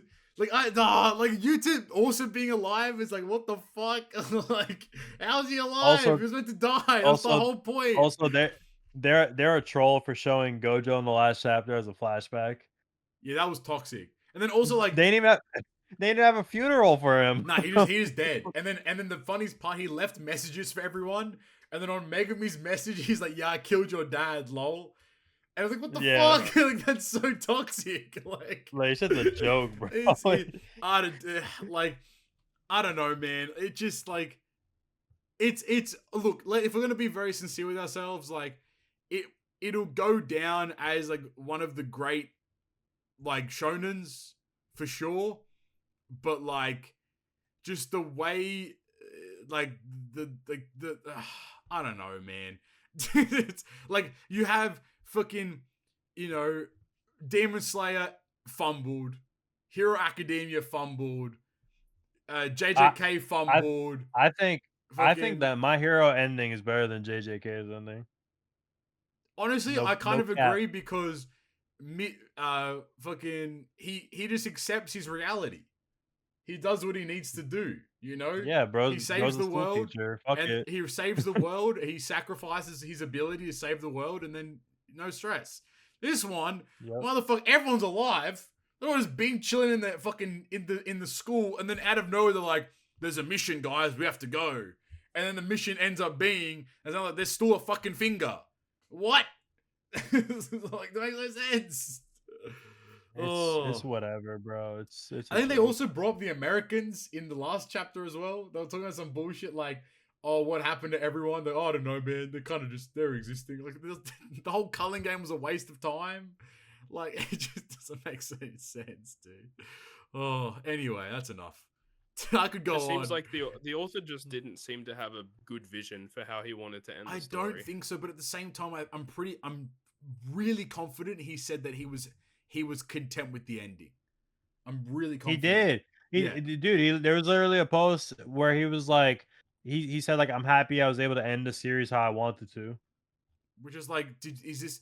I think like, I would be so pissed off though if like next week like we get an announcement be like, oh yeah, JJK, the new like fucking Naruto Shippuden, JJK Shippuden comes out or some shit, or like it's called Megumi instead of fucking JJ. I don't know. Some like I'd be fucking heated if that was the case. I don't know. It's just so odd. Fucking man. So odd. Cool. Is there anything going on in the TCG world? OP.08 came out. How's that? Dude, what? Dude, before you go in on it, dude, I saw on fucking TCG, bro, the box is like $70. Yeah, I don't know what's going on, man. It seems like there's a lot of product out there now. Is it because that like re-release pack came out? Yeah, that also helps too, for sure. Yeah, they brought out like a little promo box where it's like a little box and it comes with a promo Luffy and it comes with 4 random packs of old sets that are previously released. Okay. Chris and I bought a couple of them so far. One of them we got some heat out of it though. One of them we got like a secret rare Kuzan from OP.02, and then we got alt art leader Zora from OP.01. So sick. Damn. Okay. And then OP.08 came out. I think we got a total of 6 boxes between Carissa and I, and we pulled 3 leader cards, which is awesome. We got the new pudding. Shout out to Flame. There you go. Let's go.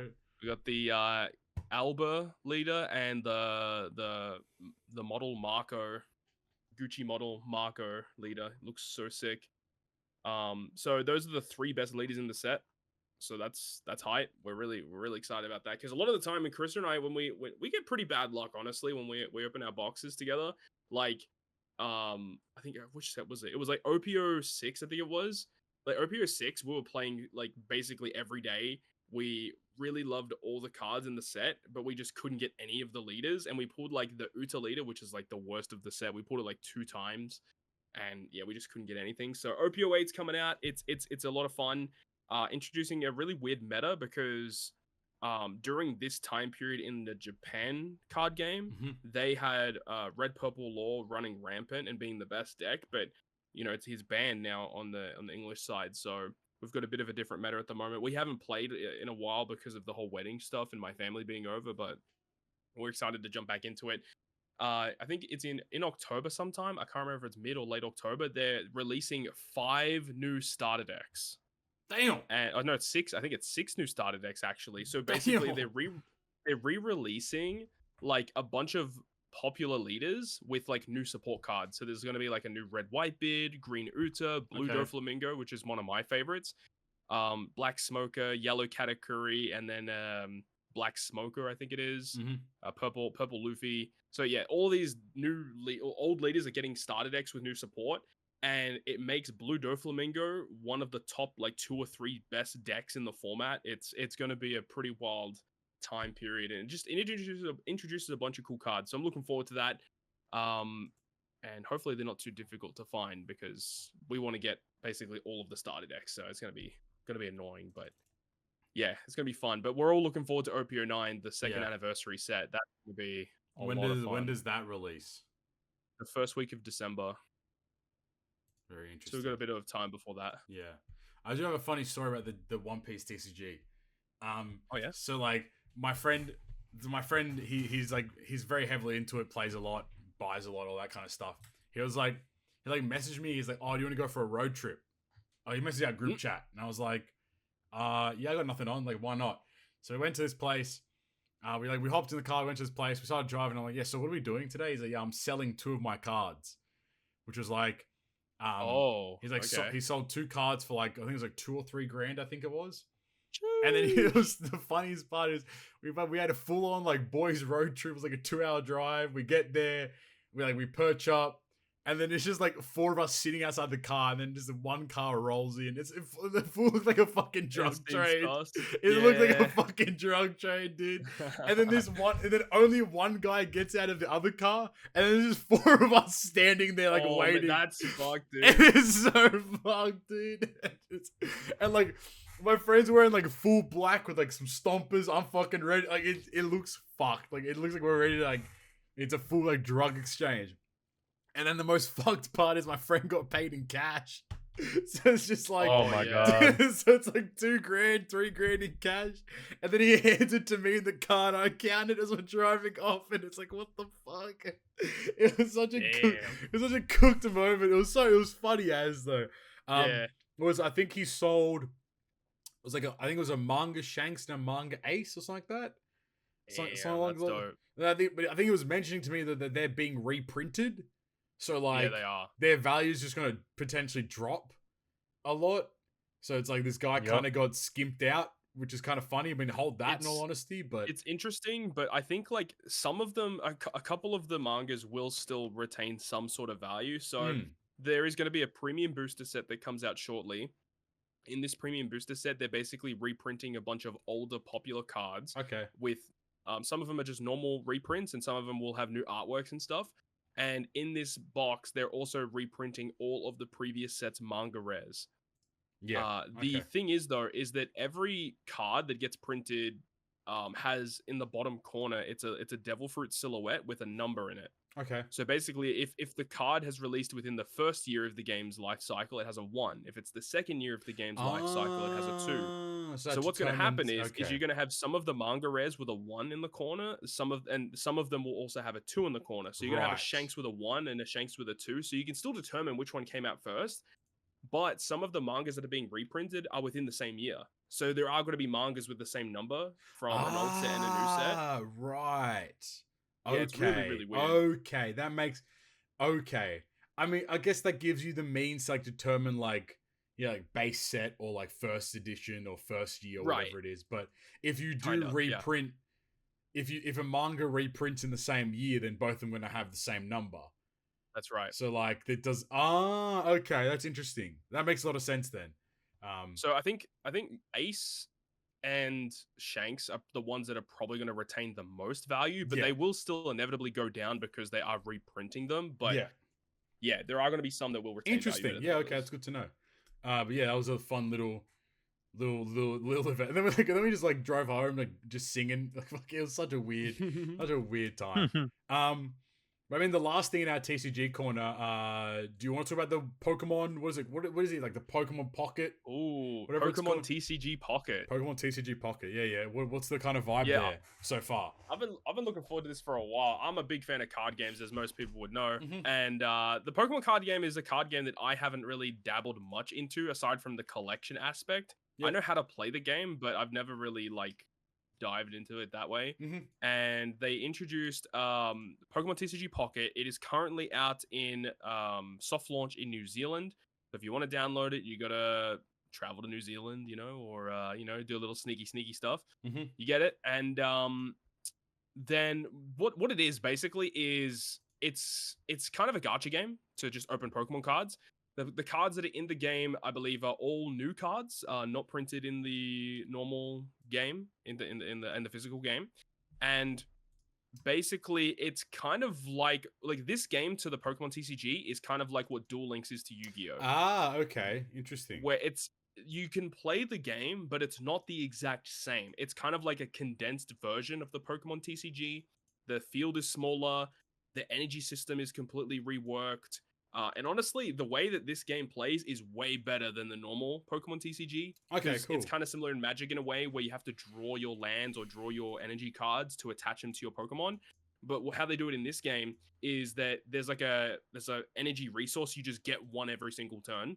Okay. So you don't have to draw it, which is actually really dope. So is that similar to like Hearthstone and that kind of stuff? Where you have cool. Very similar. Yep. So there's just there's an energy pool that you can just draw from once per turn. And currently at the moment it's a very bare bones basic format with the first set that's out. So everyone's trying to build a bunch of different decks. But It's a lot of fun, honestly, and you get 2 free packs per day to open. Cool. If you buy the premium pass, you get a 3rd additional pack to open each and every day. There's like missions and stuff. You can play against people online already. That's already in the game. That's There's a cool. solo Yeah, mode. great. Yeah. But like it gets to a point where you just run out of things to do, and the only thing to do is just wait for your free packs every day. You can log in and play against some people, and if you win, you get like a little resource you can spend in the shop to buy like new sleeves or promo cards and stuff like that. It's pretty cool. We'll see how it develops, and it's just in the soft launch at the moment. I'm sure that when it officially launches worldwide, which I believe is at the end of October, they may also introduce some new mechanics or potentially a second set that will come out. We'll wait and see. But I feel like starting now is a really good thing to do to get ahead of the curve when, you know, people eventually jump in late October. But if you're a fan of card games, fan of Pokemon, even if you don't want to play the game, if you don't want to like actually play the TCG itself, you can just log in, get 2 free packs every day, and it's kind of like you're collecting cards just on your app instead. It's just it's a lot of fun so far, and they've put a lot of work into it. The game looks great. It's very smooth.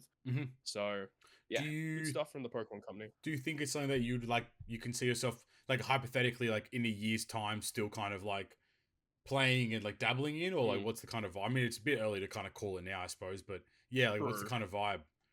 Well, the fact is like you can have like notifications on your phone, so it'll basically notify you like, oh, you've got free packs to open. So the fact that you can just log in really quickly, open a pack or 2 packs per day, I think that it's gonna keep people somewhat engaged.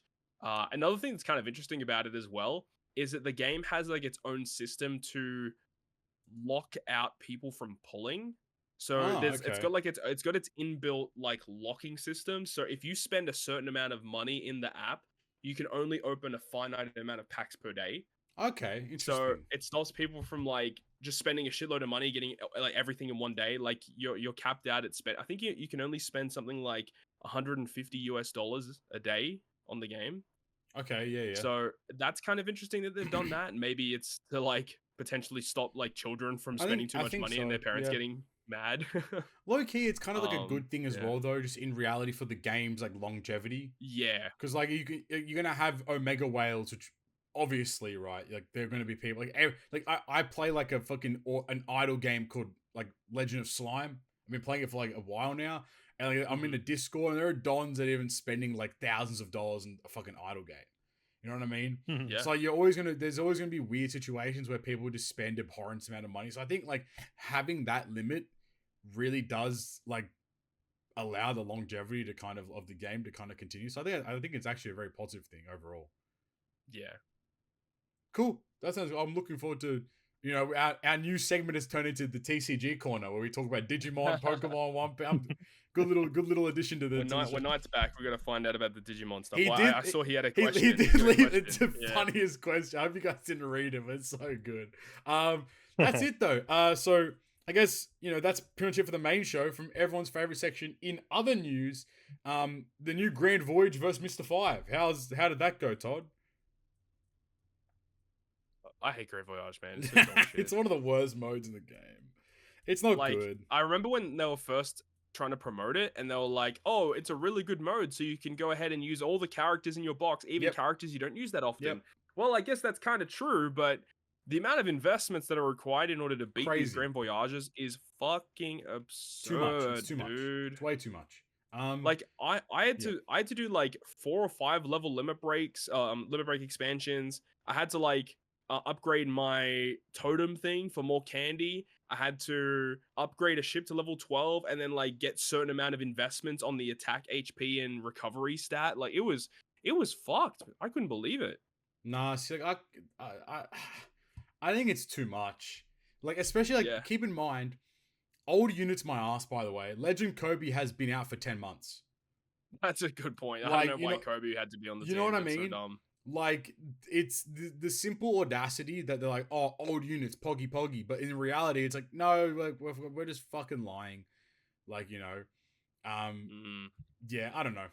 So, that's cool. There's another, also, there's The new login tickets is going to be Halloween-based stuff, which would be, I guess, interesting. So see how that goes. And then also, I believe the Metal Exchange is also really dog shit as usual, obviously. Oh yeah, Metal. I've literally not bothered to look at Metal Exchange for like a year. Literally, all I do now is Metal Exchange comes in. I go to like the 100 metal units. I check if I have them in my character log. If I do, great. If I don't, I buy them and I move on. I don't see I don't see any value in purchasing dupes, even for level limit break or anything. It's just no point. Maybe like when they start releasing units that have final tap or super tandem or whatever it is, and they're good enough. Yeah, okay, maybe so. But like until then, yeah, no shot. No fucking shot at all. No, thank you. That's the in other news. I guess from everyone's favorite section into the shout outs. Hey. If you've been enjoying today, enjoying today's episode, make sure you go down there, hit the like button, hit the subscribe button, and Flame, what are they commenting today? Toast in the comment section down below if you made it this far. But also while you're there, you can hit the join button. Plenty of different tiers, different price points helps us continue to create this wonderful podcast that we've been doing for over 5 years now. So, I think it's an ode to us there. But that being said, I want to give a massive shout out to our GGP producer of Alexander Wisniewski, our perfect member of D.Foxski, and our good members of Ryoiin, Stump D, Gacha, Red Halo, Dr. E Recshin, Wankafella, Mike Shallow, Derry Jackson, Kiri Karasu, and Obsidian Steed 117. Thank you guys for the continued support. We do greatly appreciate it. Thank you. But from everyone's favorite section into the shoutouts, into their actual favorite section, it is the Q&A. The Q&A. If you have any questions for us, you can send them through to us at Twitter at GGP Podcast or via our YouTube community tab. First question comes in from Twants Tony. He says, "What was your first smartphone and what year did you get it?" Oh, I think I had the iPhone 4. Okay, that's a baller ass phone to have. Yeah, it was like the square one. Yeah, the iPhone 4. I don't remember what year I got my first smartphone, but I know I had a Galaxy before I had an iPhone. Maybe like the Galaxy 5 maybe or something. I think I had a Galaxy S2. That was my first smartphone. Damn, this phone was fucking sick. I'm looking at a photo of it now. Hell yeah. I've never owned an iPhone. I've owned iPods. But I've never an iPod Touch and all that, but I've never owned an iPhone ever. I remember at least 2011. I think I had the iPhone. I had the thing called like a web slider. Oh yeah. I don't remember the company web slider that actually that made it. It was a LG. Oh, LG right here. LG web slider, dude. That phone's fucking sick. Yeah, like it would like slide up to get the keyboard. That's dude, so everyone had that. That was that's like the hot boy shit. You walk around with that. Yeah. You fucking pull up, okay. And then I remember after that, I had a Nokia E63. Good phone. Yeah, good that fucking phone was pretty good. That was like a knockoff BlackBerry. Like BlackBerry was like BlackBerry was very popping right before smartphones were a thing. So yeah, those are the two phones I had. I had like a regular ass like LG flip phone was like my first phone that I had. Oh my god, I got a funny story about that. Okay, go on. So I got it for Christmas. My aunt was the one who bought me this old LG flip phone is my first phone that I ever had. Yeah. And then one time we went on a holiday vacation to God. If you live in Victoria, you know about Phillip Island, which is right down south, and it's a really big holiday like beach location. And I was with my grandparents, and basically we went swimming in the beach, and I completely forgot about the fact that I had the phone in my pocket. And salt water does not work with phones very well. Especially the older phones, man, salt water destroys them. And I was swimming in the ocean for a good like 20-30 minutes before I realized it was in my pocket. So that shit was 100% dead. And we didn't want to tell my aunt that I fucked up the phone. So after we got back home, we basically went to like a bunch of phone stores and markets basically just to find the exact model with the exact color, and we bought a new one and didn't tell her. That's so funny. I respect that. Yeah. That's so we had funny. to do it. Oh, that's hilarious. That's annoying. I think my mom did the same thing, with my dad's phone. She just put it in the wash. Oh no. And then she came back. She's like, "Oh, I think we need to dry this out." And then he's like, "What do you mean dry it out?" And then she gave him the phone. He was like, "What the fuck?" She's like, "Oh, she was cooked." Oh, great. Next question from D.Foxski. They ask, "What is your guess on the new TCG that Bandai will announce on this Friday?" My guess will be Naruto. I forgot about that. Yeah, they did announce that. It was like randomly out of the blue. They're like, "Oh, by the way, on Friday we're announcing a brand new TCG." What? It has to be like another big shonen. It has to be. You would think so. Naruto makes sense. They've got Union Arena, which has a bunch of different IPs in one game. Yeah. So that already eliminates a bunch of IPs that it could be. It could be like a brand new IP. It could be something in regards to like one of the video games that they publish for. It could be something like that. Yeah. But if we're going anime related, which most of them usually are, then Naruto makes 100% the most sense. Yeah. There was another one that I was thinking about. JoJo. They could do JoJo card game. That'd be sick. That'd be crazy. Mm-hmm. Absolutely. I'd be so down. So for is that this Friday? Yep. So tomorrow. Okay. Yeah. Interesting. All right. Well, I guess we'll wait and see. We'll chat about that next time. Next person asks Geji1337. They say they have 3 questions. I think it's about Treasure Cruise. What do you think should be steps to make the game beginner friendly? Don't make the game that fucking hard. Like, simplify TM, it. Kizuna, PK, they are way, way, way too hard. Yeah. They're going to simplify a lot of things. Start with that first. Yep. Simplifying a lot of content, making things more accessible, making units more valuable. I think you're mentioning I think you put out a post about Dokkan, how like they have like this like there's like a menu that like kind of tells you what to go farm or like etc etc. Yeah, Flame would know it. It's the Giru thing that tells you like all the free units. Like if Treasure Cruise had something, like, it's not the best thing in the world, is from what I've been told. But I mean, like at least it kind of gives you an idea of what to do next. You know, which I think is that's probably the overarching hardest thing in Treasure Cruise. Like, all right, you make an account, you do the tutorial. What do you do? You know, there's no real like. Obviously, they try to guide you by being like, oh, you have to be pirate level 50 to do Grand Party and blah blah blah, etc etc. But it's like that's not much of a guide because you can get to like pirate level 500 within the first like hour by just playing very casually. So it's like it doesn't really benefit you all too much to kind of go based on the levels. So I think a sort of like pseudo guide to tell players what to do, what to farm, giving players the opportunity to get a bunch of legends, because legends is the new, like legends are rare recruits at this point now. Like, so like an opportunity to kind of do that is also kind of a good thing too. Next thing they say is, what about a dummy stage? You can test everything you want. Yeah, we've been saying this for years. 100% agree. Yeah, we've been wanting that. What new game mode would you like to see in game? I don't know what it'd be exactly, but I think something that steps away from the whole the generic kind of gameplay, which is like 6 units in a crew, you tap and you go kill the boss. So like something like similar to Rumble, but not Rumble, if that makes sense. Like a different way to play the game.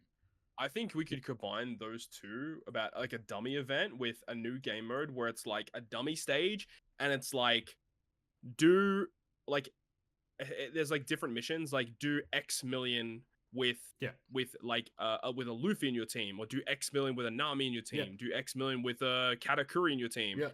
And there's like for each character there's like different levels, and then depending on how much damage you're able to do, you get like more rewards for it. Something like that, where like every week or every month there's like a new set of missions, and it's just all about doing as much damage as you possibly can with the character on the mission. I think that would be really fun. Make it a panel mission. Just make it a panel mission. And then you have 9, and then give a legend at the end of it. Like, I don't know, theme it around. Like, let's say the big Mom Pirates or whatever. Like, you know, do 1 million damage with Katakuri, with Perispero, with so on and so on. And then at the end of it, you give out like a Dex Big Mom gets given out or something like that. You know, there's something like that would be really cool. A good way to use another thing that they can do to make the game a bit easier and more accessible is introduce more limited tickets, like Rumble Rare Recruit tickets, Kizuna Rare Recruit tickets, TM Legend tickets, like stuff like that to get people those more exclusive characters. 100% would be every good. game mode that gives out tickets should give out tickets for that game mode. Plain and simple. Yep. Like 100%. The fact that like what was it yesterday we got Kizuna rewards and you got given like 15 gold tickets or whatever and they're all just dog shit. It's like there's no point. Make them all Kizuna Rare Recruits. That'd be sick. You know? Yeah. That'd be so good for a lot of players. And then make them even now with Kizuna having support, like make some of them supports. I don't know. That'd be cool as fuck too. All right, next question from Obsidian Steed. They ask, congrats Toadski and Queensky on the marriage. I hope it was an amazing and unforgettable night. Now, if you were to erase one fandom from... Jesus Christ, that got cut different. Now, if you were to erase one fandom from existence, who would you choose? The JJK fans, because their mung is done now, so they can fuck off. Fandom. Who's a really nasty fandom? Honestly, the Dragon Ball fandom is kind of gross. Yeah, I agree. Honestly, low key, remove the One Piece fans. Fuck them. No more fucking One Piece Twitter accounts, man. You're some weirdos. You're some freaks. What about Boruto? Oh yeah, actually, true. That's those the right Boruto one. stands that are trying to continually say to people like, "Oh, Boruto is the best thing ever created." No, it's not. Or get out of here. Like a weird ass. I agree. All right, good consensus. You know who's the best fandom? The Hunter x Hunter fandom, because they put up with a lot of shit. They put up with a lot of shit. They don't talk shit to other people. They're just happy to get whenever something new comes out for Hunter x Hunter. They're just happy to be alive. Yo. Fucking he posted one page on Twitter. Yes. Yeah. Pretty much. He's back. Oh, I agree. And then the next part of his question is also who here saw the Shannon Sharp live? Yes, sir. What happened? Bro, basically he was he was at his house or whatever. He threw his phone on the bed and he was having like sex with some girl, but he accidentally went on Instagram Live. You couldn't see anything, but you were able to hear the entire thing. You can hear him like moaning and then fucking like he's like growling. He's like talking to her. Like it's the most like what? Obviously, like behind closed doors, yeah, do whatever you want, like whatever, right? But like when it's like being put out live, it's like I don't want to hear that. That's wild. Yeah, but shout out to Shannon because he went on his he went on his podcast. He owned it, and he had a bunch of people come on and roast him about it. So shout out to him. I think that's the cool part. He's like, yeah, I did that. You know what I mean? He didn't like try to like, oh, that wasn't me. I was hacked. He was like, nah, I was fucking. Like he was like he was honest about it. Well, he did his page did say that at first, but then he came out and said it was him. It's good though. I think it's better better to just own up to who cares. You're having sex, it's normal. Like fuck it. Who gives a shit, right? More power to you. Next question from Cheesecake for Breakfast. They ask, hey guys, what are your thoughts on Lunchly? I think as Dan TDM said, it's a money trap for kids who don't know better. And the stuff in there is so fake it makes Kim Kardashian look real. I don't know. Have you guys seen the Lunchly saga situation? That shit is bad. That shit is bad. I think the funniest part for me is that they're relabeling sodium as electrolytes. That's hilarious. Wait, what? Yeah. Basically, they're saying like, there's a bunch of electrolytes in there, but in reality, it's just sodium for the most part, I believe. Like, it's that, and they're also like advertising it as like, oh, this is like low calories, like this is low carbs. Like, bro, like the target audience is like people under 10 years old. Like they don't care about how much fucking calories in the. It's also like cheese, isn't it? Like what? I've never had a Lunchable. I don't even know what a fucking Lunchable is, but isn't that shit just basically like crackers and cheese and meat? There's like different versions of Lunchables, but like it'd be like it's like you can make like a little sandwich. It's like cracker, like 2 crackers, ham, a piece of cheese. It would come with like a candy, like a pack of Starburst and like a Capri Sun. It's like a little meal for the most part. You know, they had like a lot of them, like a school lunch kind of thing. Yeah, they had one where like you could make a pizza. There's one that's like nachos. It's like a stuff like that. But then they're advertising it as that. But then there's like a fucking big ass bottle of Prime, which like. I don't know if the kids need those fucking BCAAs and all that kind of shit, man. They're fucking developing. You don't need those amino. Like, come on, man. No, to be fair, when I was in high school, I was drinking a shitload of energy drinks. Oh yeah, but you were a fucking freak. So was I, though. Fuck it, we balled. Yeah, but in high school, like 12th grade, you wasn't popping Lunchables. I was eating the sandwiches, man. I was eating for proper meals. You know what I mean? Like I'd go to my canteen and get a chicken parma roll. Fuck Hell yeah, that sounds yeah. so good, dude. Oh my god, that sounds so good. But yeah, it's just odd. But yeah, it's just odd. Yeah, that shit's it's inherently nasty because not only is it just that, but it's Logan Paul, KSI, and Mr. Beast. So obviously they all have little kid fans. So you know, yeah. So everybody, all the little kids are gonna want it because they want to be like them. Exactly. You know, and it's just like what was I think like look how cool I am. I've got the YouTubers merchandise thingy. Look how cool I am, everyone. Hey man, but if Toski released a Lunchable set, man, I'm buying that shit on God too. You know what I'm saying? No, even I ain't gonna eat that. I ain't gonna eat my own Lunchables. Got them the Rainbow Gem gummies. Oh, that sounds fucking sick though, low key. Yo, Bandai, take notes. We wanted to make our own. Fuck it, you know what I'm saying? Trademark it. Rainbow Gem gummies. Hold on. Yeah, it's just weird. I don't know. I think like I don't know if you guys saw the whole what Dan TDM said, but he's like talking about like it's like these guys have audiences and should take more responsibility. Like, you know, they're advertising this shit to kids and blah blah blah blah blah.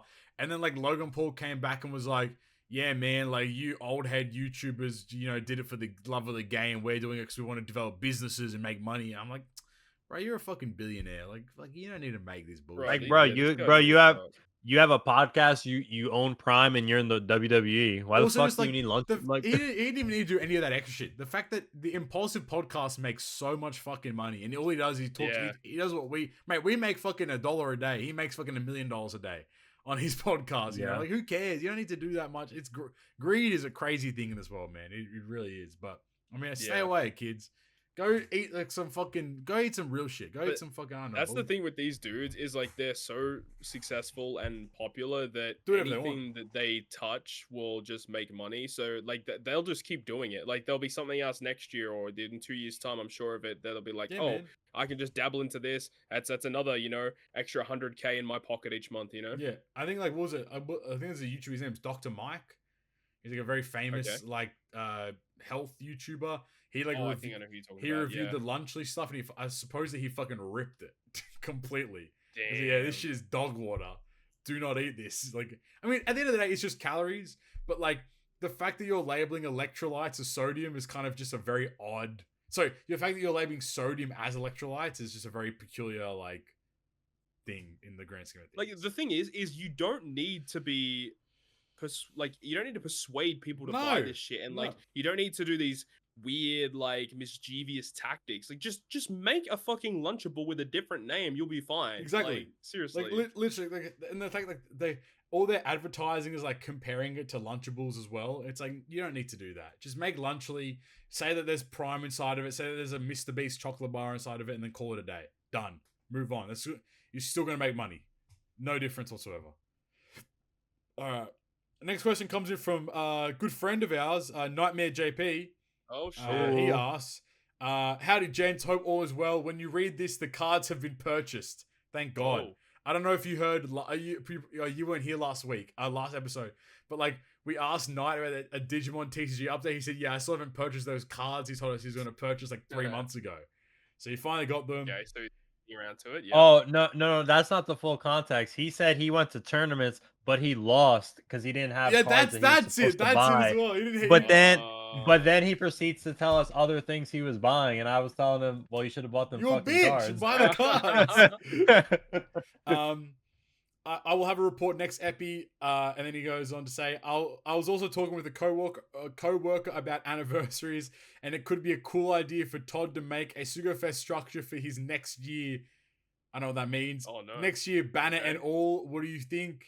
Do you guys have any childhood dreams / goals that you want to accomplish? He's just being an arsehole now. Shut your ass up. My childhood dream / goal is to not have you on the podcast ever again, Knight. Thank you very much. To our last question from Wankafella. Oh, no. Well, hopefully. I look forward to the Digimon TCG update next episode, though. You better fucking start winning, bitch, because you can't be talking about these cards let me win. You know, now you bought them, now you have to start winning. Last question for Wankafella. He says, also, Wankafella had a random story last episode, Todd, where it was like, where is it here? there's like he was like playing some sort of like wedding game, and then like in the game they had to go get random items throughout the whole like with a bunch of people, and then the last item was a condom. And then he says, as soon as the bride heard what the item was, she ran straight to me. I luckily did not have the item on me, but for the rest of the night, a number of guests, including the bride's mother, came up to me and asked me why the bride came up to me for a condom. A lot of eyebrows were raised, so I must ask you all, do you have any crazy wedding stories? And he just proceeded to not tell us the end of the fucking story, which we all got very pissed off about, I remember. So, he says, I'll start off by clarifying one thing from the last episode by using the eternal words of Bill Clinton. I did not have sexual relations with that woman. Okay. Okay. I've asked the bride as well why she came to me for a condom, and her answer was that she thought I was going to get lucky that night because I have that much riz ? To be honest, that isn't even the crazy wedding story I have. But I'll save this. I'll save that story for the next time one of you guys gets married, or if you'll ever have me on the pod. I hope Todd and Carissa have some fun stories to share from their wedding. Otherwise, who do you all think is the next to get hitched? I would say P Swizzle, since everything has been on the up and up for him with the new job and all. I don't know, man. I'm not getting married any fucking time soon. I'll tell you that much for free, mate. Flame, any potential for you, bud? Nah, I'm grinding right now. Yes, amen, amen. On the OPTC side of things, shout out to Todd and Stump for coming up with Kizuna Superboss teams I used for all this past Kizuna. I ended up having pretty much doing all of the 37 Superboss levels for my alliance. That was probably the final straw. I've left my prior alliance now and made a new one in the hopes of having an alliance that lasts more than a few months. Seems like the active player pool for OPTC obviously it keeps getting smaller and smaller. How do you guys look for or replace members that are no longer active? I think we're pretty lucky because we have platforms we can just tweet out on. It helps. In the past, Todd used to just tweet and the people would just come talk to me, or like just in Discords and stuff. It's pretty easy to just talk to people. I think we're pretty fortunate in that sense. Otherwise, I think Todd's Discord has like an alliance chat. Stump's Discord has the alliance chat. I think the subreddit Discord has an alliance chat. So like there are a lot of avenues to go and get new players. Yeah, definitely. You want to just go where the people are. That's just where you want to be.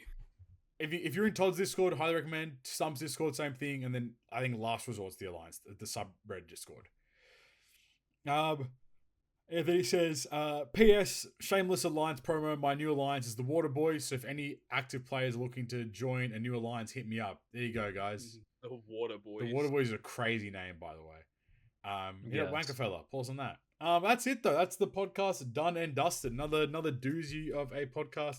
I don't know if there's anything really going on next episode, but you never know what happens in the World Treasure Cruise and just I guess the greatest fear of the world too. So we'll have to see what happens there. But if you've enjoyed today's episode, make sure you go down there, hit the like button, hit the subscribe button, and comment toast if you made it to the end of this episode. And whilst you're also down there, hit the join button if you want to support us financially.